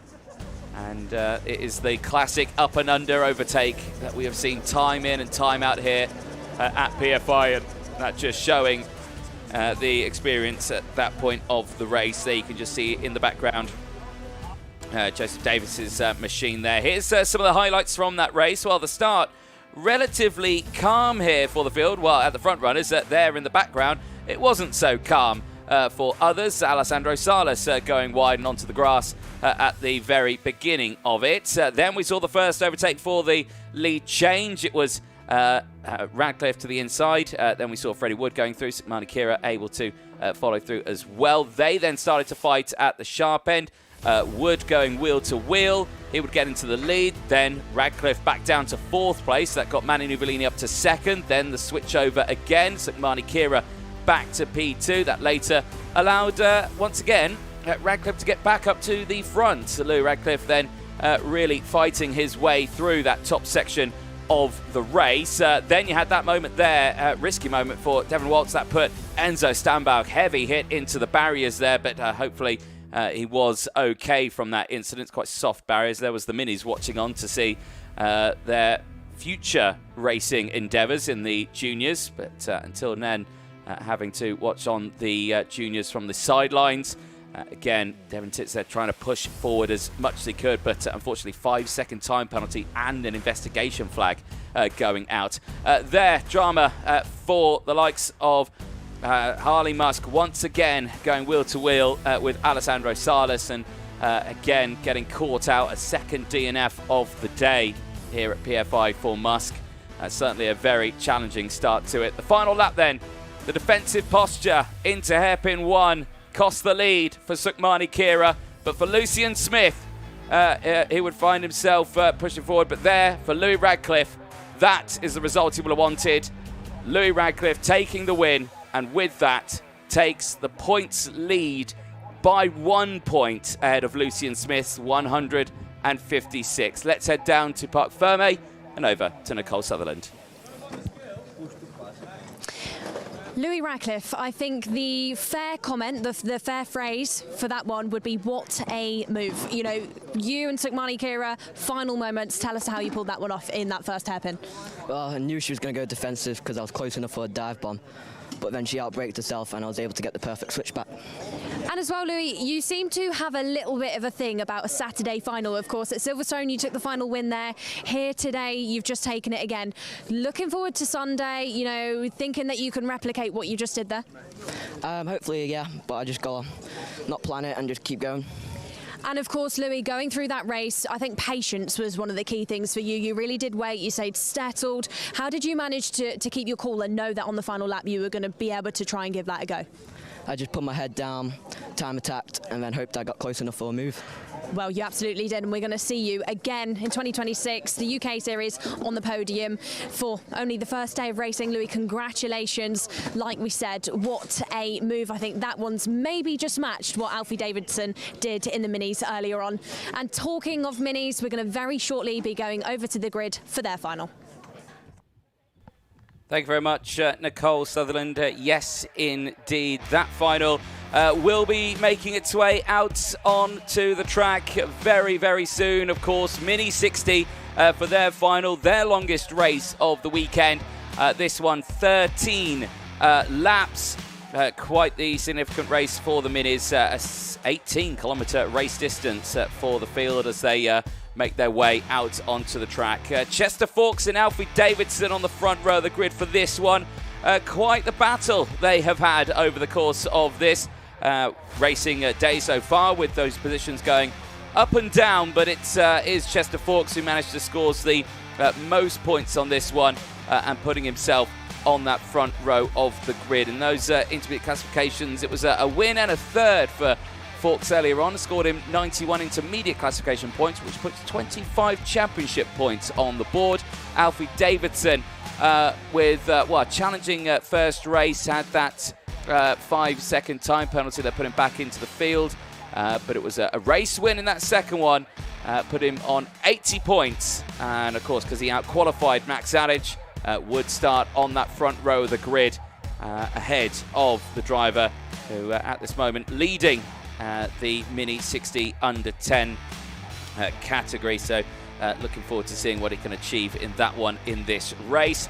Rest of the field just behind, getting themselves ready to go, and it's been really up and down in that order, with drivers who qualified again not so well and pushing their way forward. One of those being, of course, Max Zadich, who qualified 11th and now starting this race third. You've got Austin Oman, who qualified 13th and now starts it on the third row of the grid in P6. Other drivers as well who delivered great runs in qualifying and have continued that train, as we've already mentioned. Chester Fawkes, the pole sitter from time qualifying, finds himself on pole position for this one, and for him it's just going to be another race as the rain still holds off for the time being. Slick tyres for the minis. Understandably, a completely dry circuit here at PFI with just hints of rain in the air. But here for round 2, Champions of the Future Academy Programme UK Series. The finals are upon us. It's Mini 60 up next, and here's Nicole Sutherland on the grid. Is indeed then. Thank you very much, Anthony. On the grid, going to start on the front row with Chester Fawkes. Chester, good stuff from you so far. Of course, going into this final, maybe track conditions could look to change. Weather forecast says a little bit of rain is due, but for you, you know, putting that to the back of your mind and just focusing on the drivers around you, what are your thoughts? Yeah, and just focusing on really keeping calm. You want to get a good start. You don't want to drop back at the start because you need to stay at the front really to be winning it. So yeah, hopefully it doesn't rain, but if it does rain, I'm prepared really.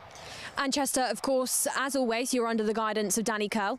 Danny Curl is a driver that won an FIA World Championship here at this track in 2017. So for you, you couldn't really be under much better guidance, much better sort of feedback from somebody other than somebody like that. Danny, what's he said to you specifically going into not just this race, but this weekend?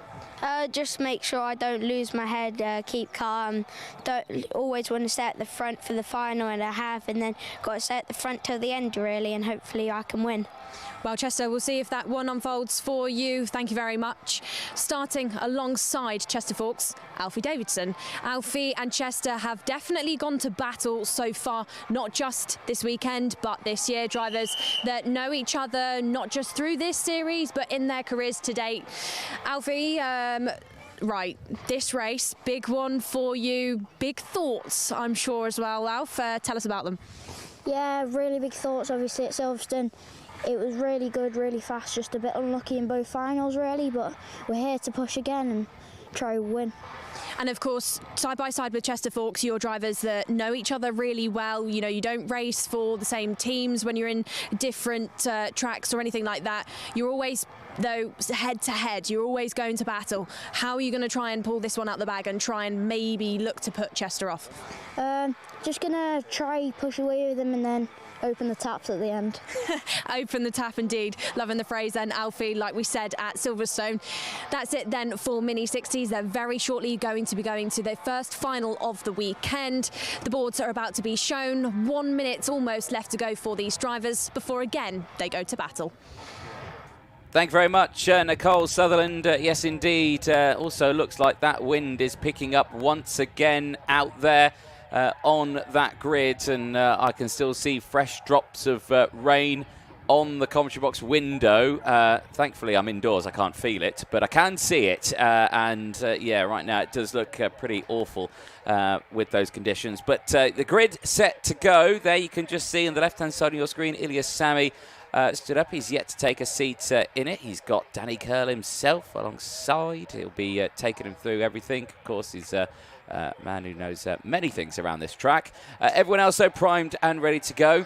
And there you can see on your front row of the grid, Alfie Davidson primed and ready to get going in this final. Plenty of action is ahead of this one. And like we say, we have seen it throughout it. Everyone trying to push forward.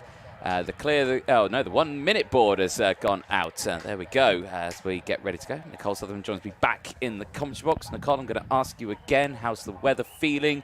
Windy, you look a bit windswept there. Yeah, I think you can tell by my hair. I feel like my hair's quite a good indicator yeah, to people of what the wind is doing. Like a windsock.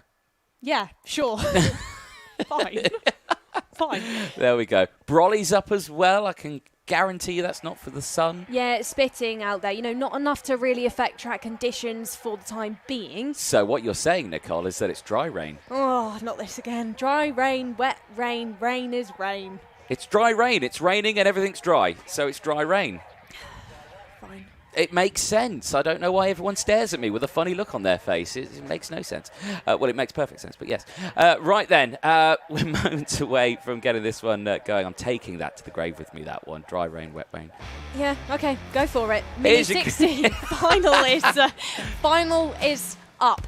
First Mini 60 final, let's note, ladies and gentlemen, that Paul Fletcher International has ever hosted. Yes, indeed. There's a fact for you. Stat. I like a good statistic. I also like a good grid, and here is your Mini 60 grid. Chester Fawkes and Alfie Davidson, row number 1. Max Zanet and Konya on row number 2. Ilias Sami and Austin Oman go from row 3 with Charles Clough and Mason Hibbert, row number 4. Bodie Batch and Albert Paulson look out the first half of the field. They go from row 5. Row number 6 sees Joss Hushka alongside Benjamin Schlivar, and from row number 7, Chloe McGill will look at Oliver Woodall. 8th row, Jayan Prakash alongside Yusuf Adi, and from your 9th row, India's Arshi Gupta will be seeing Freddie Walker. 10 rows in total, 20 drivers to go for this final. Max Armitt and James Roots being the 2 drivers to be at the back of this one. Big moments will be anticipated for these drivers then, of course, and of course some drivers have been consistent over the course of their 2 qualifying heats, gone under the radar slightly, but now find themselves in the mix of things.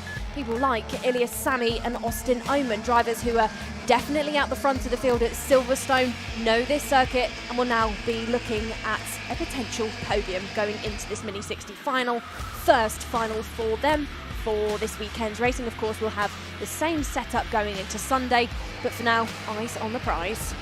Yes, and that prize is a podium here and a trophy. And medals for some others as well. There we go. Points, championship points also. And that's quite an interesting one, actually, going into this one. Go on. Championship prizes, of course, are on the line for these drivers throughout this series. Freshly announced big prizes on the line for all of our categories. Of course, your OKN Junior and OKN Senior classes. Championship class winners at the end of the series will be looking at entrance into the FIA World Karting Championships, and then your mini winner will be looking at a Macau entry for early next year. So big stuff on the line for these drivers as we head through this 4-round series. Yes, indeed. Quite the prize up for grabs, and you too can still enter that championship as well, with entries still open into rounds 3 and 4 when we head to Lark Hall, and of course Wilton Mill for the finale. But here at PFI, the finals are upon us here on Saturday. It is Chester Fawkes and Alfie Davidson on the front row of the grid as we enter into those tram lines. There is the fingertips of Dan Ashton. Is he going to press the green lights? He is. No, he didn't. It's a false start. He sent him round again. There we go. How dare he do such a thing? First false start of the day. I know. How dare he do such that thing? But he's sent them round once more. And yes, wasn't happy with the formation there. And I couldn't quite see it. I mean, I was paying attention more to what his hands were doing, more than what the karts were doing. So couldn't really see.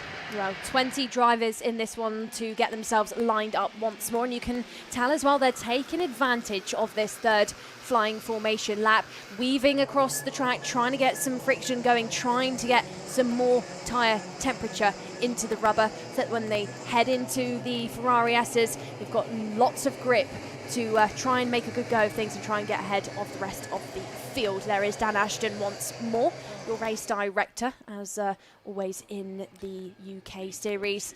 And drivers now slowing things up. Chester Fawkes and Alfie Davidson being your 2 at the front to do so. Names in this field, though. Keep an eye on all 20. Anybody could have a go.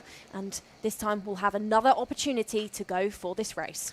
The race will be started by those very shoes you see there on your screen. Dan Ashton with his marvellously colourful shoes once again getting ready to go racing here at the Paul Fletcher International Circuit as we enter the final corner. Waved yellows there as to keep the pack nice and slow as we now enter the tram lines for this time Mini 60. Lights out, fights on then for the class as they head down towards turn number 1 into the Bruno Ferrari S's for the first time.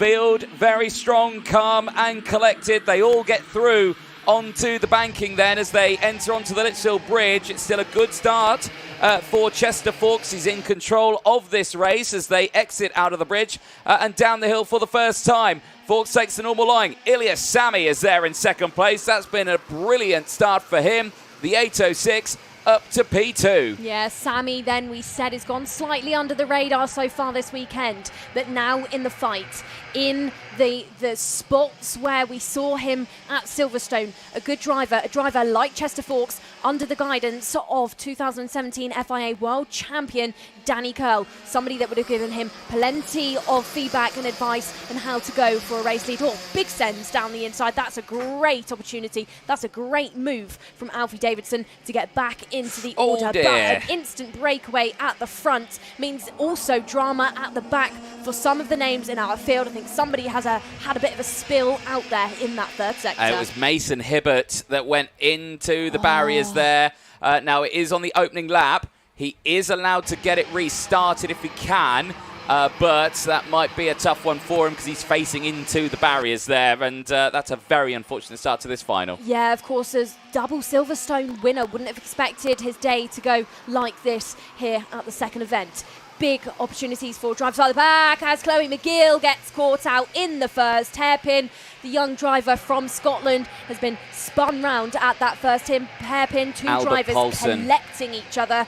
Paulson and McGill look to go potentially no further. Yeah, that is a shame then. 3 retirements now in this one. This is the Hibbert moment, and he was just unfortunately on the outside line. Yeah, a little bit of contact there, and that is a heavy hit there for him out of the seat, but thankfully I think okay. But quite the damaging one there. And then later, of course, Albert Paulson and Chloe McGill colliding at the hairpin. Down the inside, here comes Bodie Batch. That is up into 4th place at the expense of Austin Oman.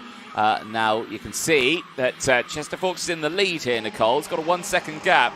However, Davidson and Sammy, 2nd and 3rd, working together. Could they close that gap? I think yes. Yeah, we know something about Mini 60 and that it's 2 karts are always better than 1. Chester Fawkes, he's a guinea pig out there for the rest of the drivers. Of course, he's got to deal with corner by corner, being in his own air, having no tow around him. Davidson and Sammy maybe look to work together. Sammy to push Davidson forward, close in on that gap, and that's already what they've done. They've reduced that 1.1 second to only a second, as now the reins looks to start to fall again on our drivers and fall again on Chester Fawkes, who Davidson and Sammy will look at as a guinea pig, as a bit of a hamster out there to just watch where he slides around, maybe where the rain affects his lines to continue to take chunks out of that gap that he's given himself. It is a second, now reduces again by half a tenth. So Davidson and Sammy, they've got it here.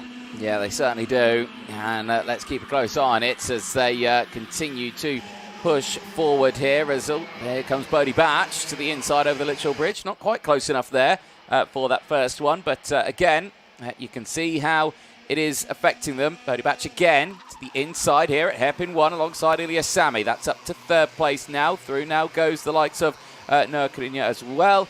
Gets through up into 4th place at the expense of Sammy, who now tumbles down into that field just that little bit more. Yeah, Bodie Batch, good stuff by him so far. Now looks to take away another position almost into the 3rd sector. Of course, Batch under the guidance of Riley Cranham. Cranham, 4-time Kart Masters champion round this circuit. Now a Ginetta driver who would have definitely given him some advice going into this final. As now Elias Sammy is shuffled into the hands of the drivers behind Austin Oman, the newest driver to get past. Fawkes was a second, now it's 7 tenths. Davidson, he said it on the grid, he was going to open a tap on this race, and I think as we don't even head through, we're not even halfway through this one, he's starting to arrive, he's starting to look eager, and I think he's on for a good one.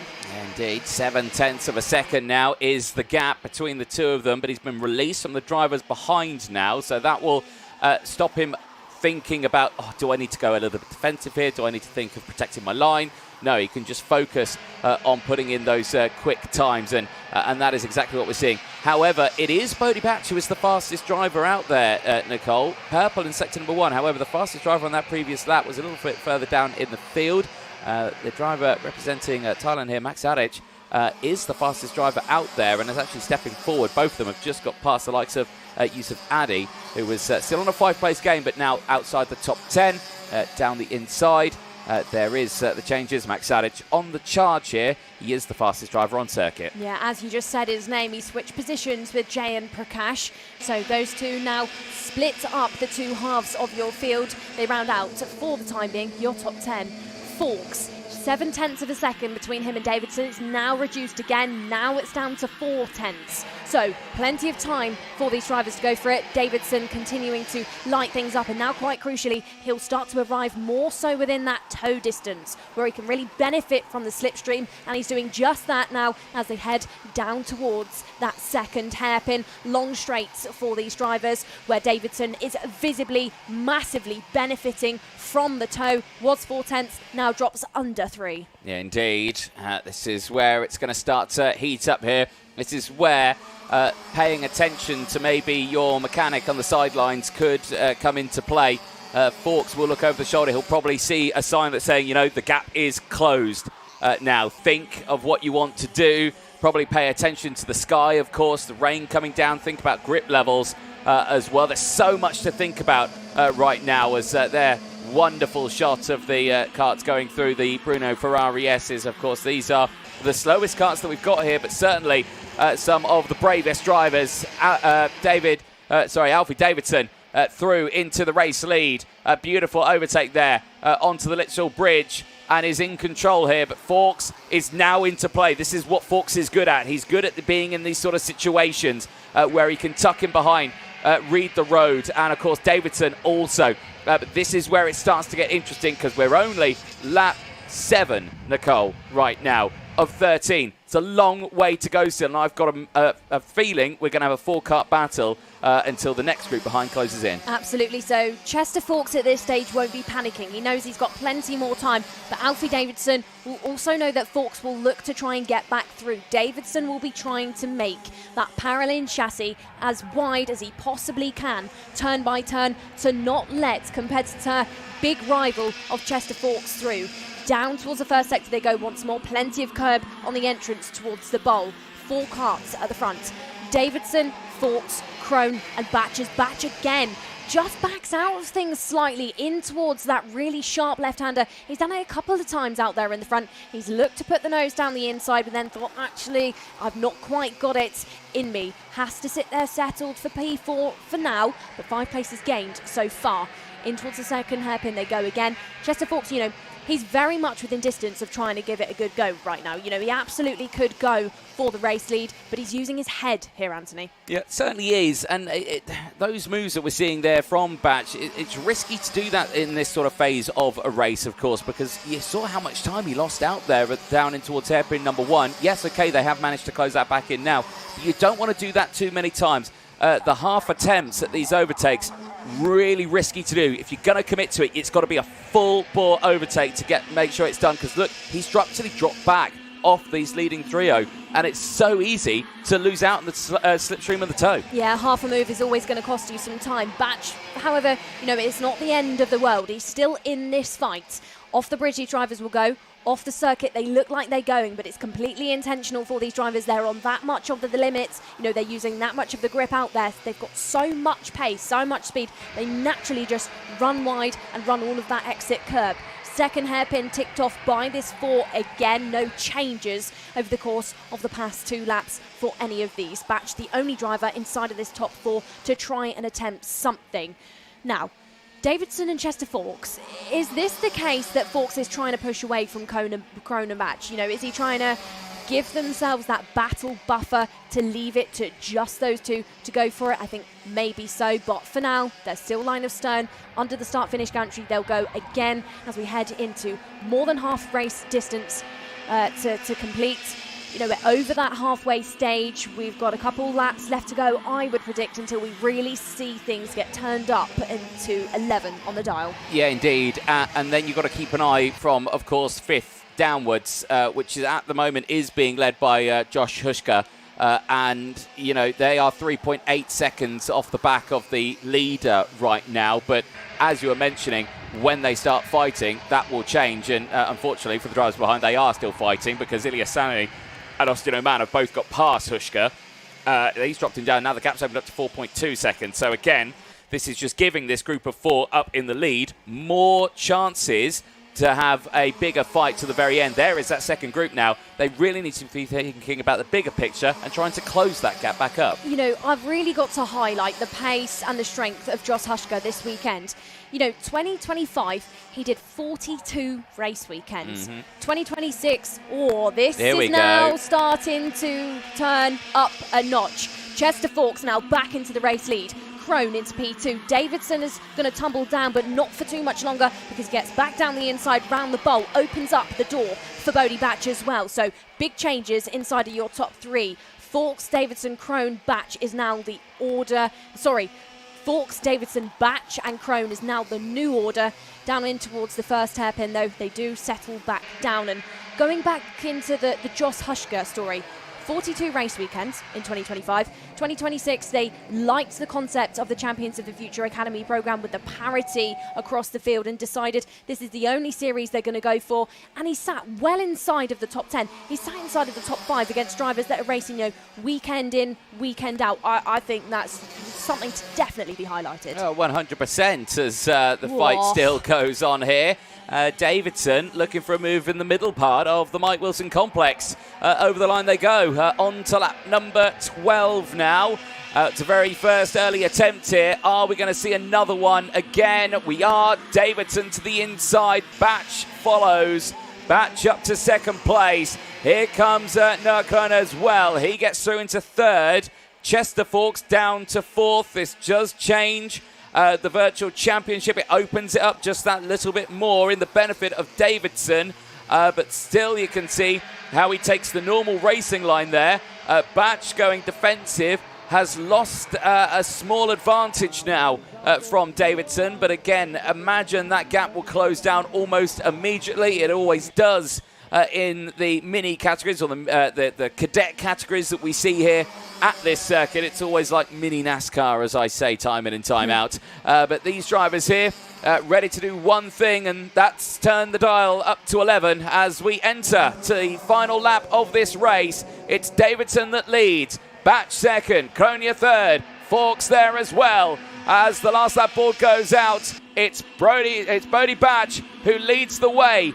Davidson retaliates. The two go wheel to wheel, nearly make contact. Here comes Crone down the inside. Here comes Fawkes down the inside. Fawkes makes contact with Crone. He runs wide. Davidson back through. They are 3 wide down in towards hairpin number 1. They've released Bodie Batch.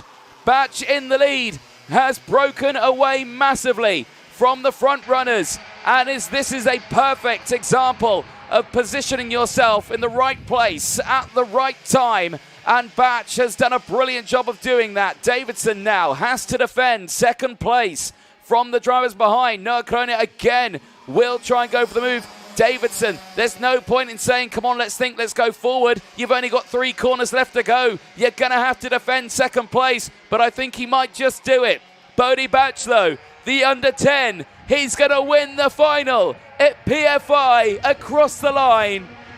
Bodie Batch takes a first final win of the season, and for the Mini 60 under 10 category, he comes away with an overall result for the young driver, an 8th place gain at the end of that one. A superb drive for Bodie Batch, and I can imagine this is going to be an incredible result for him. A very experienced driver, of course, Bodie Batch.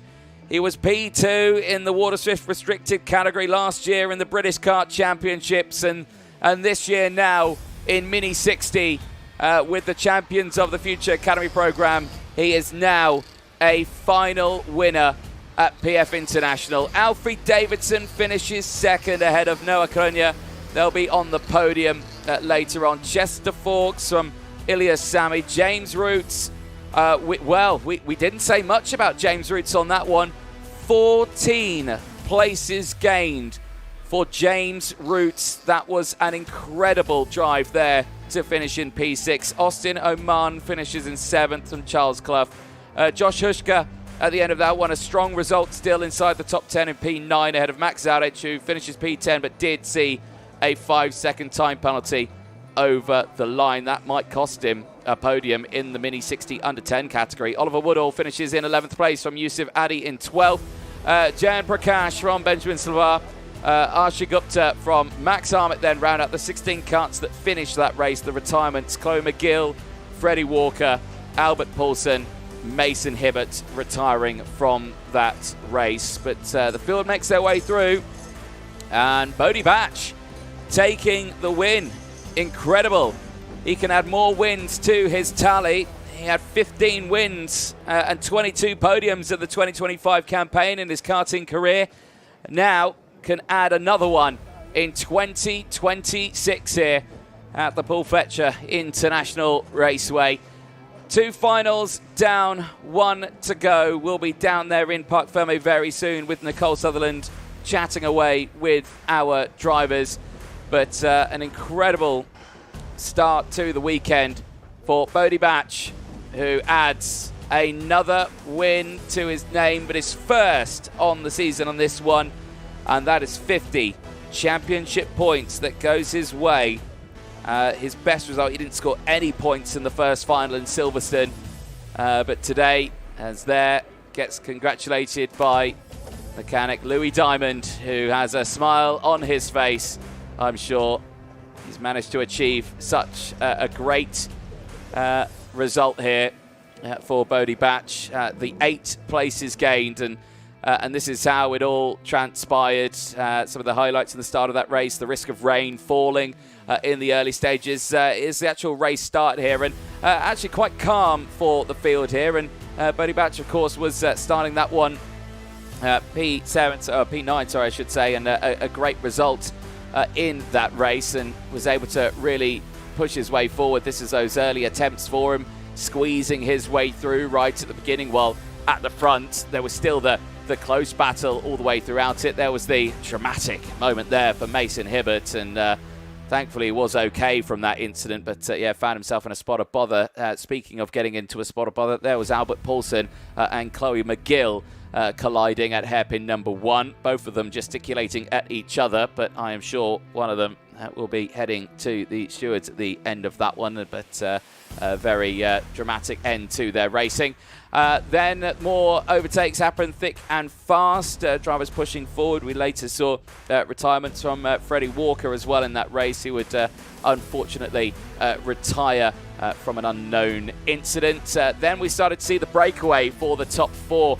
We saw Batch, Davidson, Kroner and Fawkes breaking away in that early stage, later to be caught up from the rest of the field. The overtakes, though, came in thick and fast. This is how we saw the moves for Chester Fawkes. It would get him back up into the racing order. Davidson would fight back. It was really a 2-horse race between those two. Then it was later where we saw the real fight rage on. For second place, it released Bodie Batch at the front as he would celebrate across the line. His first win of the championship this season in 2026, and the winner not only in Mini 60 under 10s, but the overall category as well. Let's head down to Parc Fermé and over to Nicole Sutherland. Well, Bodie Batch, today you haven't been inside of the top 3 at all. You've then just gained yourself 8 positions within the race to take the final win. Impressive stuff. You know, we want to hear all about it. It was a good race. Obviously, it was the first time I've been on the inside row all week. It was the first time I've really been in contention to win it. I thought I had great race pace and that I could win the race from the start. So, yeah, it was a good race in general, and I thought we had the pace. And of course, last couple of laps, you know, you were maybe being given a bit of a gift as the drivers behind started to battle. In that stage, were you looking behind slightly thinking, I've got this one, this is mine for the taking? Yeah, I was definitely looking behind a lot, being worried, but yeah, it was, yeah. Bodie, as well, we maybe want to highlight who you've got helping you this weekend. Riley Cranham, of course, a driver who's got so much knowledge around this circuit. For you, do you think that's really helped you get this final win? Yeah, it's helped me a lot. I mean, he's a 4-time Kart Masters winner, so he's really the best person you can have coaching you around here. Final question. Tomorrow, new day, new opportunities, same results? Yeah, for sure. Well, Bodie, thank you very much. We'll see you on that podium later on. One more race left to go for our drivers, and it will, of course, be our seniors. See you very shortly on the grid. Well, let's see what happens then with that senior final moments away, heading out onto the circuit. We will take a short break. Do not go anywhere. Like we said, the OKN senior final coming up next.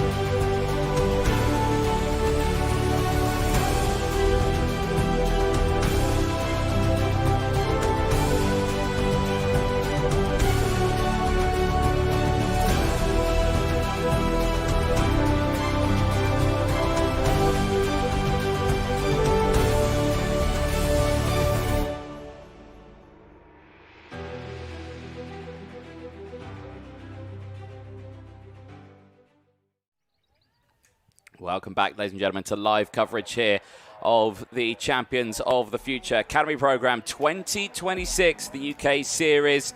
Round 2 here at the Paul Fletcher International Raceway. After an astonishingly competitive opening round at Silverstone, we come here now from the home of motorsport to the home of British karting for the last race of the day.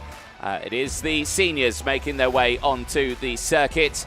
And it will start with Harrison Whitcomb and Eva Morris on that front row of the grid. As we see, it's not the biggest grid in the world, but still these drivers have been fiercely competitive in their racing here this weekend. And at this moment, the biggest challenge they will have to face is trying to catch up to the likes of Harrison Whitcomb, who at this moment has been undefeated in this series.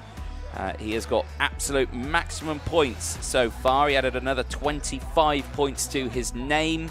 That puts him on an incredible charge in the championship standings going into this round. But for all these drivers here, really focusing on one thing and one thing only, and that is pushing forward and trying to close that gap up. Nicole Sutherland, you can see, is down there on the grid. The rest of the drivers still there as well, as we get ready to get this race started. But let's head down to that pre-grid, as it looks mighty cold and windy out there. Nicole, I'm sure you can tell us more. Yeah, it is windy indeed then, Anthony, and we're going to start this grid walk alongside Eva Morris. Eva, we know each other well. We used to race together, not directly against each other, but when we were a bit younger. Now you're a senior. Senior grid for you, this senior grid specifically. This weekend, what's it been like?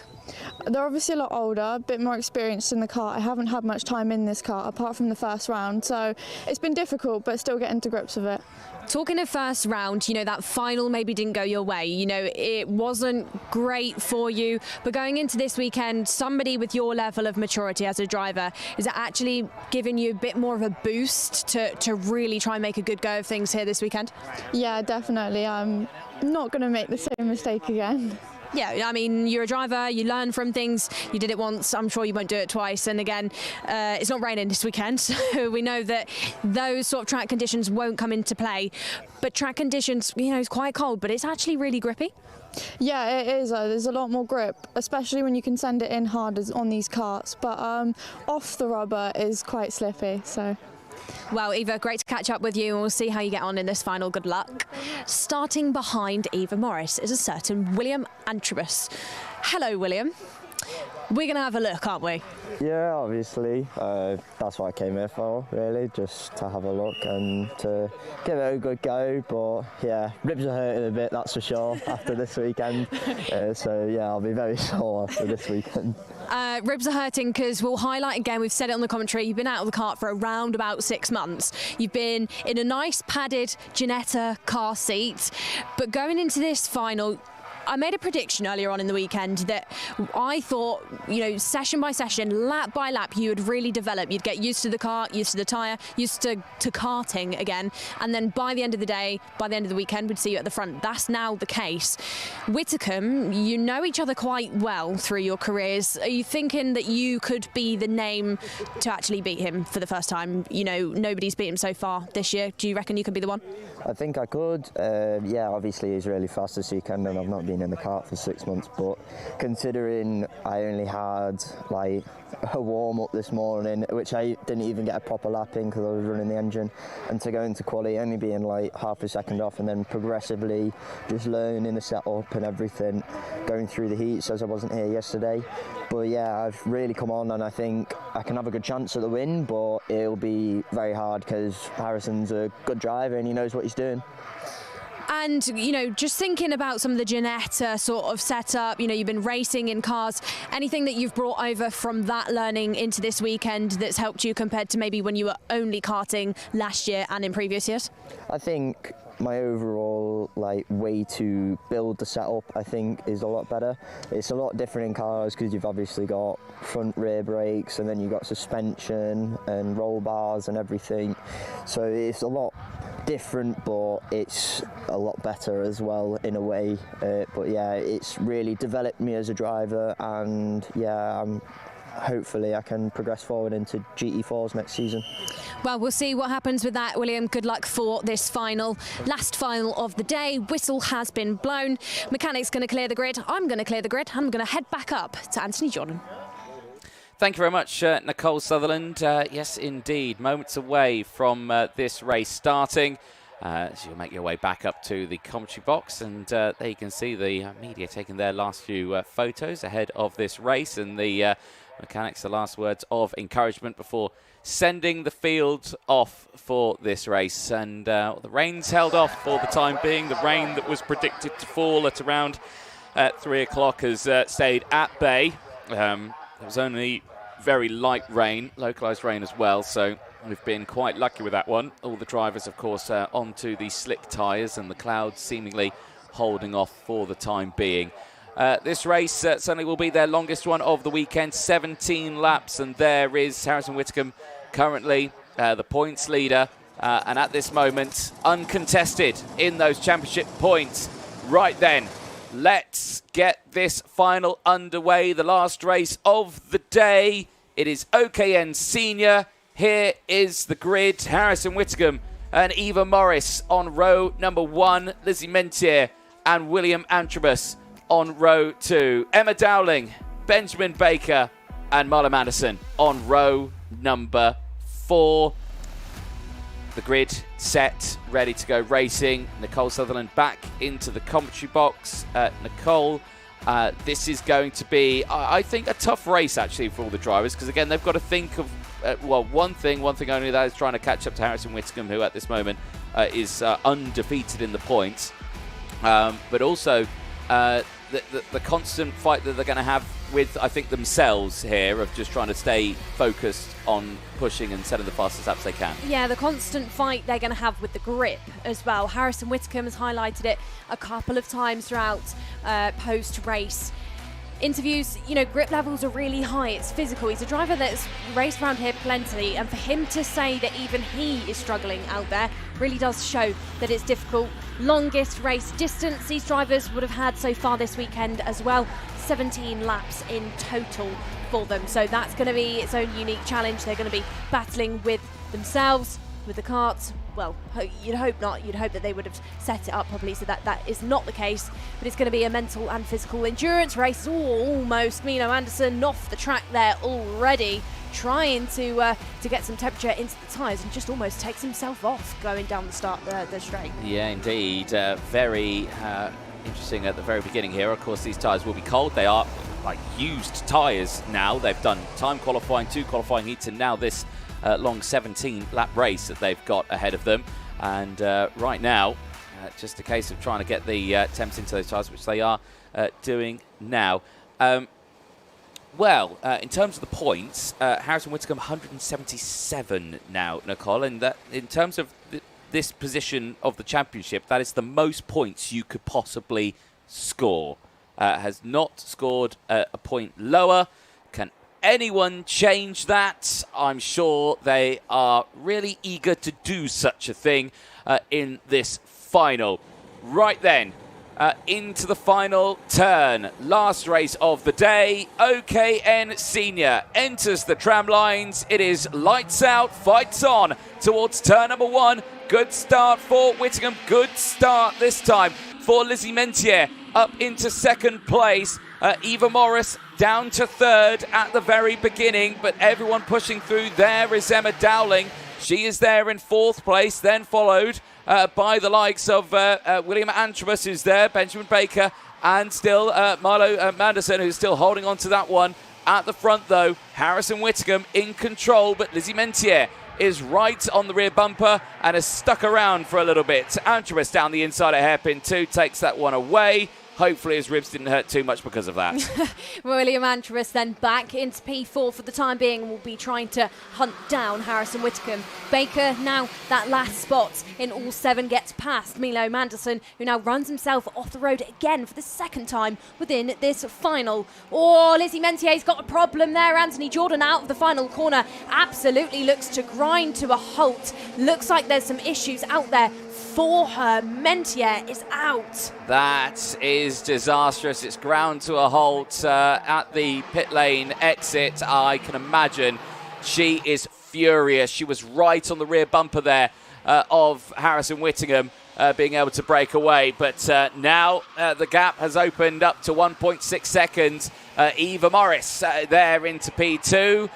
Now having to deal with Emma Dowling, who herself is in a podium position but under pressure from William Antrobus. We're only on lap 2 here, Anthony, and he's already at 1.6 seconds clear from the rest of the field. So it's now the last spots on the podium, probably out of Morris, Dowling, Antrobus, Baker and Manderson. So Emma Rose Dowling now under threat. These 2 drivers unique within this grid. They're 2 drivers that have got car experience. Emma in Toyotas out in South Africa in the National Championship. William out in Ginettas, of course, in the UK. Out in his first round at Silverstone, had some podiums. So they've got car experience, as does Eva Morris. She's had a bit of a dabble in some single-seater stuff. So that could, add to the competitive field slightly for these drivers to try and prove themselves. Morris from Dowling, from Antrobus. Baker trying to get back into the fight. Milo Manderson, despite those moments, does get invited back into things. It's sent down the inside now by William Antrobus, but gets it wrong, overshoots the corner and actually allows Dowling back through. Anything you could do, I could do better. Anything you can do, I can do. No, you did it wrong. Oh, Nicole Sutherland, I'm disappointed. Oh, dear me. Oh dear. Right, Whittingham still leads to 1.7 seconds is the gap. Eva Morris now is starting to drop the tracing drivers behind. Dowling considerably under pressure from Antrobus. I could do anything better than you was the line you wanted there, Nicole. Thank you. Oh dear me, I'm never going to live that one down. You're never going to live that one down. I'm never going to live that one down. There we go. Whittingham, fastest driver out there. He's again. Even the fastest lap. No, but again, even with the fastest lap, he's using that. It's that extra point again that you get in the final. Oh dear me, and Emma. Is that another problem there? Is Emma Dowling grinding to a halt? It's going very slowly. It's stopping, and is it no more for Emma Dowling, who was looking at a podium here at PFI? It's not going to happen. Whittingham leads now from Eva Morris. Antrobus up to third. Baker from Manderson now. The top 5, 2 of the Discover Your Drive Initiative drivers out of this final. Yeah, it's been ripped away in the early stages from both Mentier and Emma, now they're out of this race. Baker now looking hungry into the first hairpin. He tried to have a look, pulled out ever so slightly, but tucked back into the toe of Antrobus. Oh, gets the corner wrong though through that second hairpin. Absolutely self-inflicted by Benjamin Baker, and just gifts Milo Anderson, that position there. Yeah, indeed. I mean, reading the road beautifully there and just utilising the track position of the mistakes from others and able to just get that kart into P4 now, and his drivers here still in a strong position, but Whitcomb's lead now up to 2.1 seconds from Eva Morris and Antrobus, who's got a significant gap between himself and Morris, trying to close it down, but Whitcomb again, fastest lap out there, 56.203. And still very quick, and it still is again looking at that extra fastest lap that seemingly no one can take that away. Yeah, absolutely is. So Benjamin Baker out there then, of course, started his senior career here at PFI. This was the first track that he raced on as a senior, is now back in the field and is now trying to look at a podium, but has got something to pull out the bag to get back past Milo Manderson and William Antrobus as well. Harrison Whitcomb, 2026, I think he's brought a broom with him to the round so far, because he's absolutely swept up. Silverstone couldn't be stopped here this weekend at PFI. So far, he's not been stopped as well. 2.3 seconds clear from Eva Morris, the driver from the southwest of England, who started her kart career at Dunkerswell kart track, which was previously owned by certain Nigel Mansell, has now progressed through things. Now 15 years old, is now trying to progress into the world of cars. But for 2026, in the Champions of the Future Academy Series UK, and is doing a good job of things so far. And I think after that poor result at Silverstone, is really trying to prove herself within this final. Yes, indeed. Of course, these drivers have got a long way to go in this championship. Of course, like you say, we head to Larkhall next. A very different circuit to the two circuits that we've been to so far. That is a key point you've got to take from this one. Silverstone, very new, fast, open, very smooth. PFI, again, well, I say not a modern circuit, it's 31 years old. I'm not saying 31 is old, because I'm 31, I'm not old, but it's still a very young circuit, this one. But again, very big, open and smooth. Larkhall, narrow, fast, bumpy, challenging. I'd say a little bit undulating as well. I told a lie earlier. Go on. I said PFI was my favourite circuit to drive. Larkhall.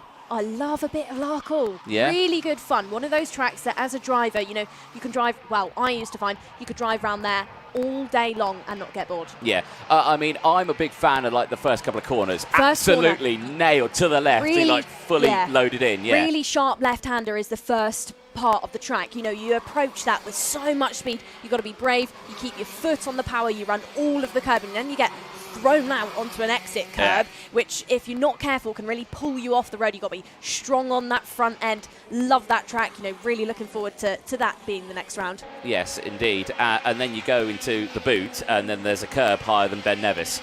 Yeah, quite literally. Yeah, but it is to grade. And then as you exit round, it's a lovely circuit, actually. It's one of those circuits where you've actually got some really sharp corners. Everything is actually quite harshly angled at Larkhall, I would say. And everything is, you've got to find that really good balance of pace as well, because everything is really fast and actually quite flat. Yeah, indeed. That is going to be one to go on. And then, of course, then we head to the fabled Wilton Mill circuit, and that one... Bumpy?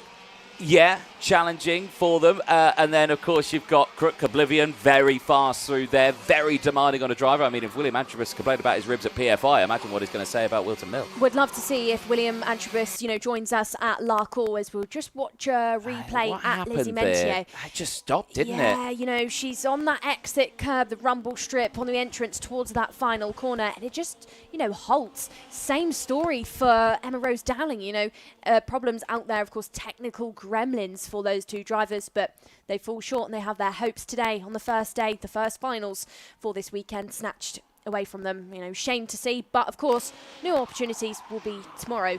Going back to William Antrobus, puts fastest lap in for this race so far, so actually he's faster than Whitcomb now. He's taken a championship point away from Harrison Whitcomb. My goodness me, how could such a thing have happened here? But that maybe gives us a bit of, not hope, but a bit of a story to think about tomorrow, going into tomorrow's races. If Antrobus is now faster than Whitcomb, could he throw him off when it comes to qualifying heats, and then tomorrow's final? Indeed. Right, now the biggest question is, can Whitcomb take back that fastest lap of the race championship point away from the likes of William Antrobus? Well, we'll have to wait and see, because on this lap, well, it wasn't bad. It was a personal best. Oh, but, somebody's, I think, missing no, that's an airbox. That is an airbox. We're going to lose another kart here. Who is it that we're going to lose? Is it Harrison Whitcomb?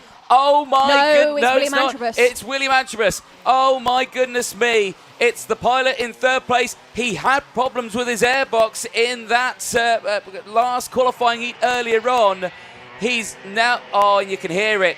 It's getting all the air. The fuel to air ratio right now is completely off the clock, and that kart will be running impeccably lean right now, I can imagine. Of course, Williams' mechanic is his dad, Dave Antrobus. They've been a dad and lad team throughout his entire kart career, right from when he was in his cadet days. You know, Dave, of course, I'm sure will be stood on the sideline, sort of kicking himself seeing that happen, because it happened earlier on in qualifying heat. Now in the final, it snatches away the hopes of a podium from Antrobus. There you can see the airbox still in that first sector, laying on the side of the track before the marshals had the opportunity to take it away. And an opportunity has been taken away by Antrobus, who's again going faster and faster and closing in to Morris. He's getting some more air there, Nicole. He's probably running faster, actually. So maybe that's... that is such a shame. Technical flag, of course, is out. It is a technical non-conformity to have an airbox missing, and unfortunately, that is his race over. I don't know if you'll have seen if that's gone. Obviously, it's out of his kind of provisional vision. He'll see the technical flag when he next comes through, and that is such a shame for him. Yeah, absolutely. And, you know, I was talking earlier on, a bit earlier in the race, would really like to see Antrobus out at Larkhall. Of course, wasn't with us at Silverstone, but has jumped into the field here. Would love to see him in Scotland. Really, really good around that circuit. You know, he's raced there plenty in his career to date, and I'd love to see what he could try and achieve out there. Well, there's another fastest lap of the race. I say that kart's absolutely rapid now because of that missing airbox. He's closing in on Eva Morris to no avail, unfortunately. It will have to be a retirement here. But this will put Manderson onto the podium here, Nicole. Marlon Manderson, who came to this round, of course, we didn't see him at Silverstone. He's been fighting through on this race, and yes, he's at the back there. He's still very close with Benjamin Baker, but they are still fighting for now, technically, net third. Well, here we go then. So Whitcomb out in the front, 2.3 seconds clear. Morris, P2. Manderson now in P3, with Benjamin Baker being the last of your 4 runners for this race. So Whitcomb 2.2 seconds out in his own air, is still ticking off these laps and in a bit of a probably indirect race with himself, just to make sure that he perfects all of these corners, that going into tomorrow he can replicate the same result, so that in the championship he can hunt down these huge prizes as well that are on offer. Yes, indeed. The biggest thing is that he's still not taken that fastest lap away from William Antrobus out there, and now Benjamin Baker is setting purple sectors. How about that? The gap's only 0.4 of a second between the two of them. This is your fight for third, ladies and gentlemen. It's a game on then between Benjamin Baker and Marlo Manderson. The fight for the last spot on the podium is here. Well, here we go then. Out of the final couple of corners, these two drivers will go, as some rain now maybe looks to be thrown into the mix as well. Just had reports. Bobby Game, there's some water out there on the track. Very light rain has been experienced from our drivers so far this weekend, and maybe that could turn it up a notch between Milo Manderson and Benjamin Baker. Up onto the Litchfield Bridge, these drivers will go once more. Nothing just yet from Baker. As you can see, the 2 Mercedes drivers of Manny Nuvolini and Devon Titz stood up there just watching on eagerly at how this P3 spot evolves. Into the second hairpin they go. Manderson from Baker. Is the rain going to open up the door more from Benjamin Baker. Maybe looked to put the nose down the inside just then, but thinks against it, backs off ever so slightly, but still more race distance left to go. Oh, Bobby Game is the opportunity down the inside. Good move there from Baker as Manderson again goes off the road slightly there at that corner. That's the second time he's done it in this race. But that last spot on the podium has now switched, and it now belongs to Benjamin Baker. It certainly does. Over the line he goes, and that was helped out by a purple sector number 1 on that lap. So very strong start indeed to this 16th lap. The last lap board will be out this time to your front runners. And for Marlon Anderson there, just missed out at the final hurdle. He's trying to, it looks like he's covering the engine there and fiddling with the carb a little bit, but he's trying to push his way forward here. But there you can see Benjamin Baker starting to break away here. For Harrison Whitcomb, though, at the front of the field, the gap is eking down. It's down to 1.9 between the two of them. However, he's missed out on the fastest lap point of this championship. I'm not sure how he's going to feel about that. Well, mental and physical endurance has been the main test for Harrison Whitcomb throughout this race. Of course, has had to, corner by corner, 15 turns in total, get everything absolutely spot on to hold on to that race lead. As is Eva Morris, who's done a great job there, sat in P2 in the final couple of moments of this race. She has started to close up that gap. Of course, was over 2 seconds a couple of laps ago, now drops below that. But Harrison Whitcomb, Silverstone, lap after lap, perfected things, took a clean sweep, now heads here to PFI. The driver from Wales looks to replicate his performance from the first round and take another final win. Certainly looking that way. Harrison Whitcomb then to the very end of it. He's really dropped off the pace here now. Eva Morris is closing in, but to no avail. Out of the final turn. Harrison Whitcomb once again remains undefeated here in the Champions of the Future Academy Programme UK Series. Whittingham on his way for the entry into the FIA Karting World Championships that will be hosted in Bahrain later this year.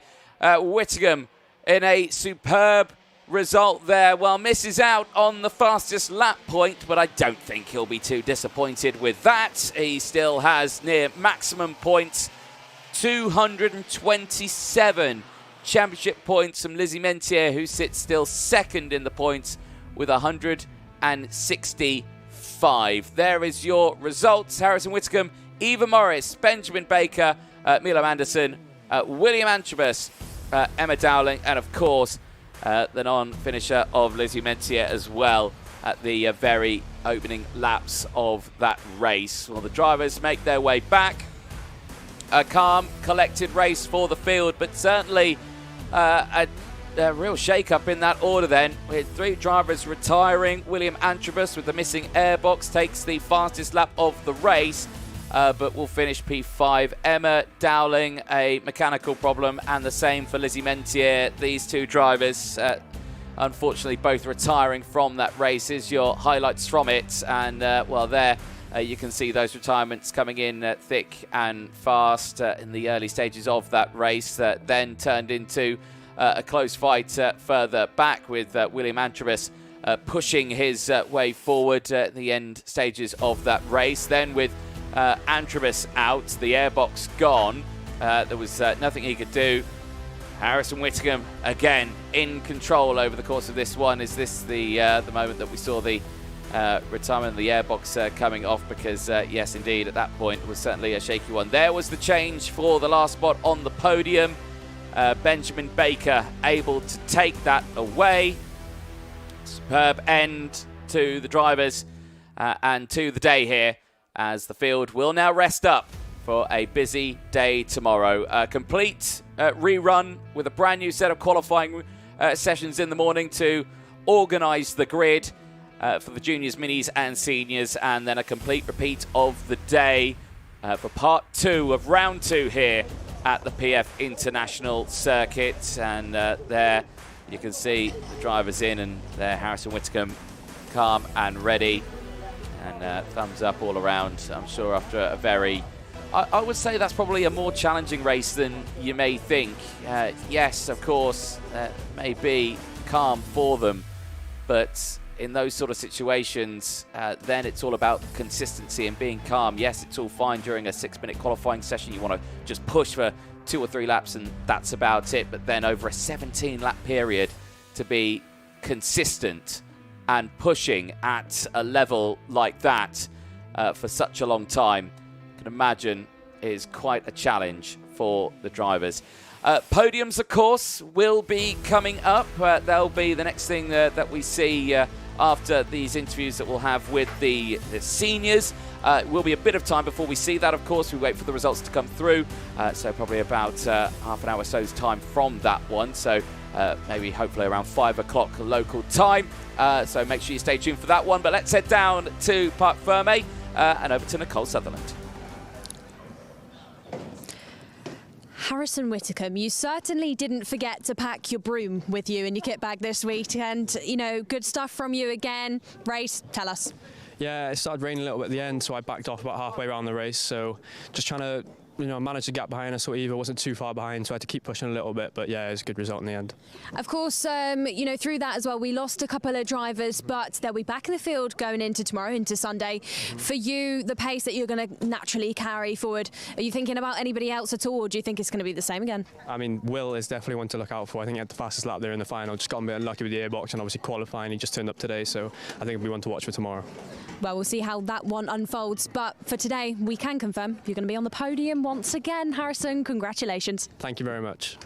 That concludes it then. You've had your 3 winners done and dusted for today. We're going to see them on the podiums very shortly. And then tomorrow on Sunday, for the final day here at PFI, we're going to go again for our time qualifyings, of course, qualifying heats, and then more finals left to go. I'm Nicole Sutherland. I've been down here in Parc Ferme. And for the final time, I'll go back to Anthony Jordan. Thanks, Nicole. I've been Anthony Jordan and I've been in the commentary box. Yes, indeed. Plenty of action, though, expected tomorrow, but do not go anywhere. We will take a short break. Those podiums will be coming up, hopefully, in around roughly about half an hour's time. Make sure you stay tuned. We'll see you tomorrow, though, bright and early. Don't go anywhere.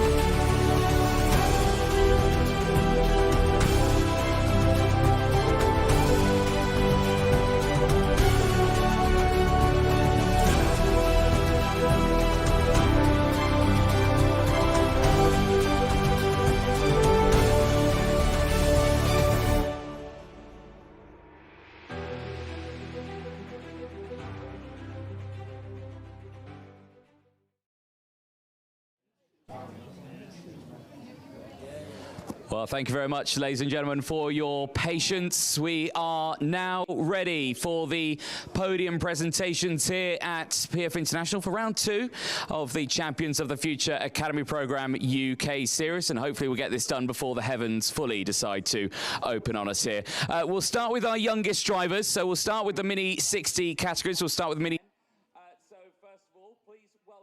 Please welcome onto the podium, finishing 3rd in class, but 12th overall. Please give a huge round of applause for Jayan Prakash.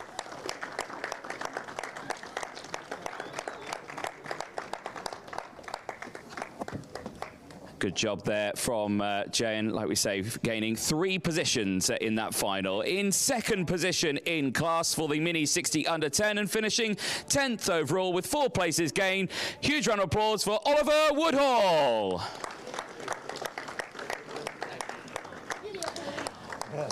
A great job from Oliver. Like we mentioned, 4 places gained in that final. Oliver can take a stand on that second spot there. Brilliant stuff. And then finally, your class winner and also overall race winner as well. Please give it up after gaining 8 places. It's Bodhi Batch.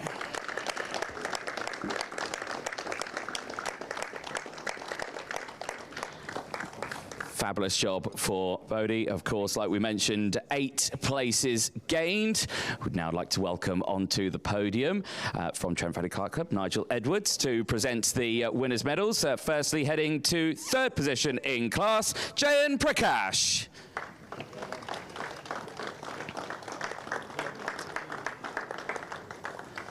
There we go, Jen. Another medal for the trophy cabinet there for you after a great round in Silverstone and now here in PF International. The silver medal, the 2nd place medal, heading to Oliver Woodall.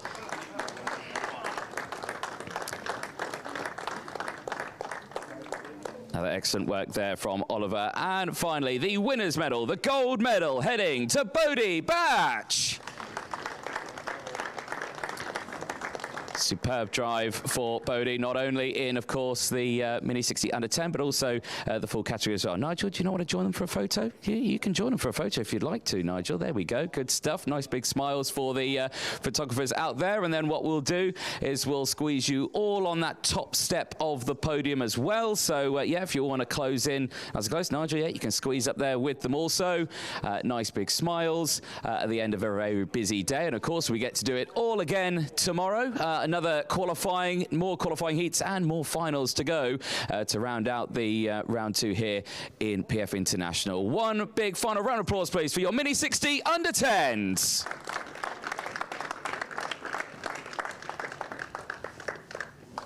Lovely stuff. Thank you very much, guys. Obviously, for you, Bodhi, don't go too far.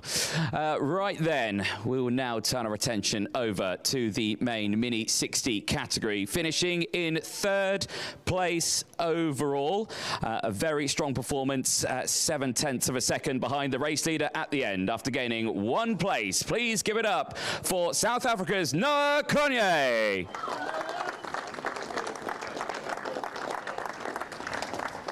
At the end, not yet, Nigel. Come here, Marv. Give me my results back. There we go. Great work there for Noah. Finishing in 2nd place. Another very busy day and behind by 0.6 of a second at the very end. Please give it up for Great Britain's Alfie Davidson.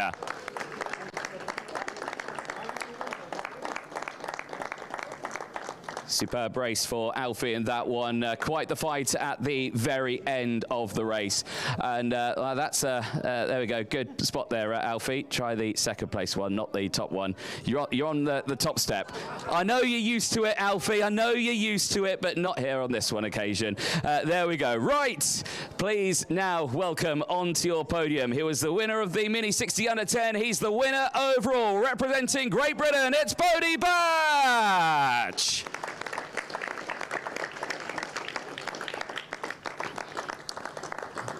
Like we mentioned already, Bodhi Batch gaining 8 places in that race in a superb performance in the final. We will now listen to the national anthem of Great Britain. Come on, Nicole, play it.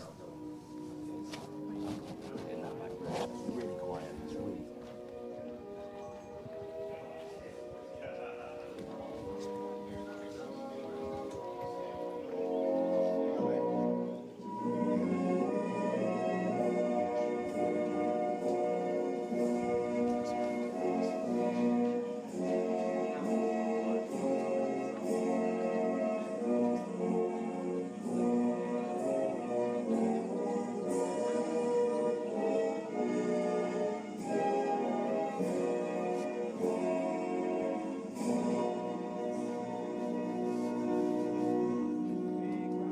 Big round of applause for your Mini 60 category. But now I'd like to once again welcome Nigel Edwards from the TVKC team to present the winners' trophies. Firstly, heading to 3rd position, Noah Kronje. Superb result there for Noah. Like we say, 1 place gained for them as they step forward on this podium. The second place trophy heading to Alfie Davidson. Remember, Alfie, that is a P2 trophy on this one. There we go. And your race winner, Bodie Batch. Good job there for our drivers. Well, Nigel, if you want to join them on there on that podium as well for the trophies. Drivers, lift those trophies high up into the air for me, please, above your head. No, it's been a long day. You know, we're tired, but there we go. Nice big smiles once again, and then we'll all squeeze you on that top step of the podium. So, yes, if you want to join up there. No, if you want to join, Alfie, join as well. Nigel, join in. Nice and close. Nice big smiles once again for our finishers who, of course, will have to do it all again tomorrow with that brand new qualifying heats and finals. Well, ladies and gentlemen, one final time, big round of applause for Mini 60.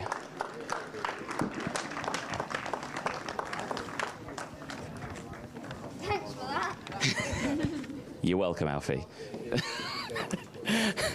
Right then, we will turn our attention onto the juniors, and again, very busy run at the end of it, with the top 3 finishing just 0.3 of a second between them. Please welcome, finishing in 3rd place. It's the first podium of the season here in the Champions of the Future Academy Programme UK Series, representing Great Britain. It's Andy Stewart.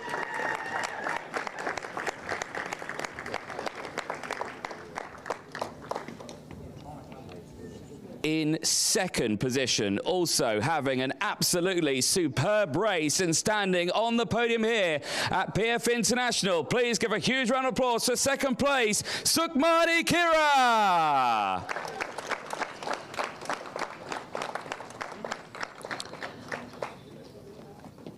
And finally, your race winner, gaining 1 position in the race after 15 laps in the number 26 machine, representing Great Britain. It's Louis Radcliffe.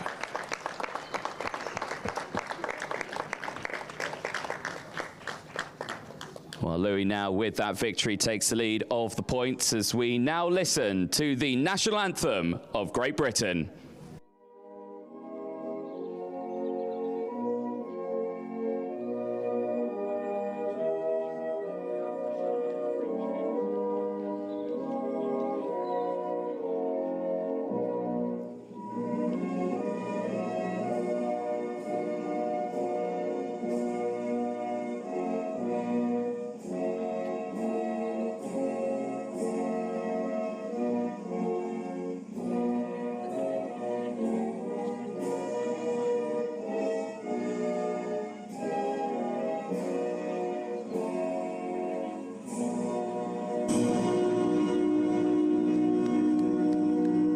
Big round of applause for your junior final.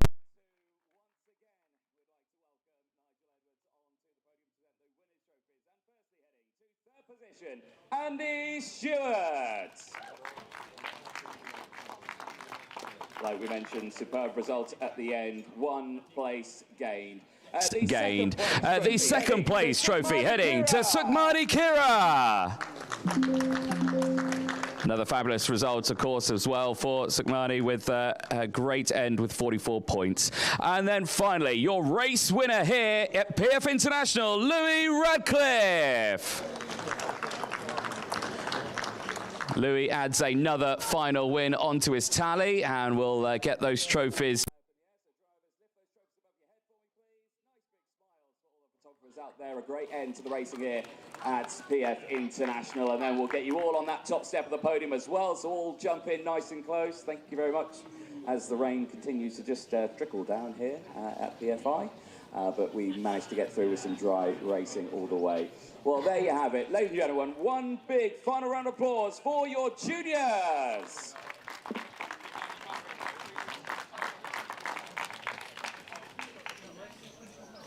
And now, on to our final category, the seniors, who had a very busy day of racing, but we'll start with 3rd place overall. in the final after gaining 3 positions. Please welcome in the number 207 machine, it's Benjamin Baker.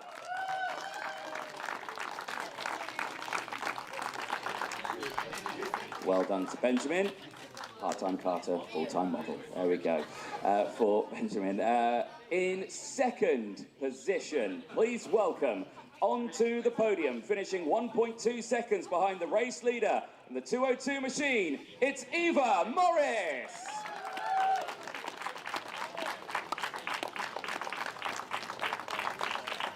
Superb results for Eva, taking another 44 points into the championship tally. And finally, he's been undefeated so far this season, and he keeps that trend. Please welcome onto the podium, it's Harrison Whittingham.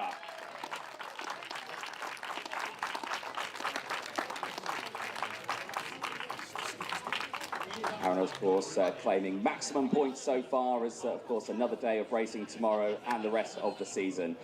We will now listen to the national anthem of Great Britain.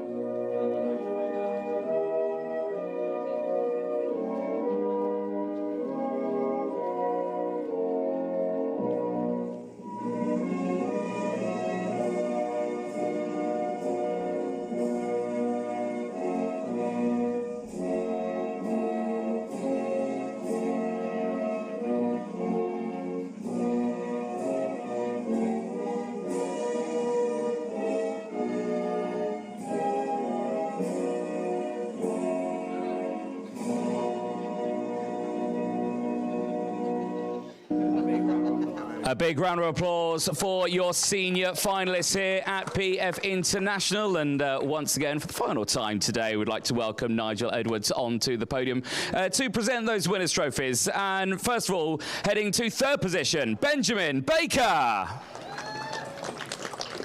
Superb result for Benjamin. 3 places gained in the final there.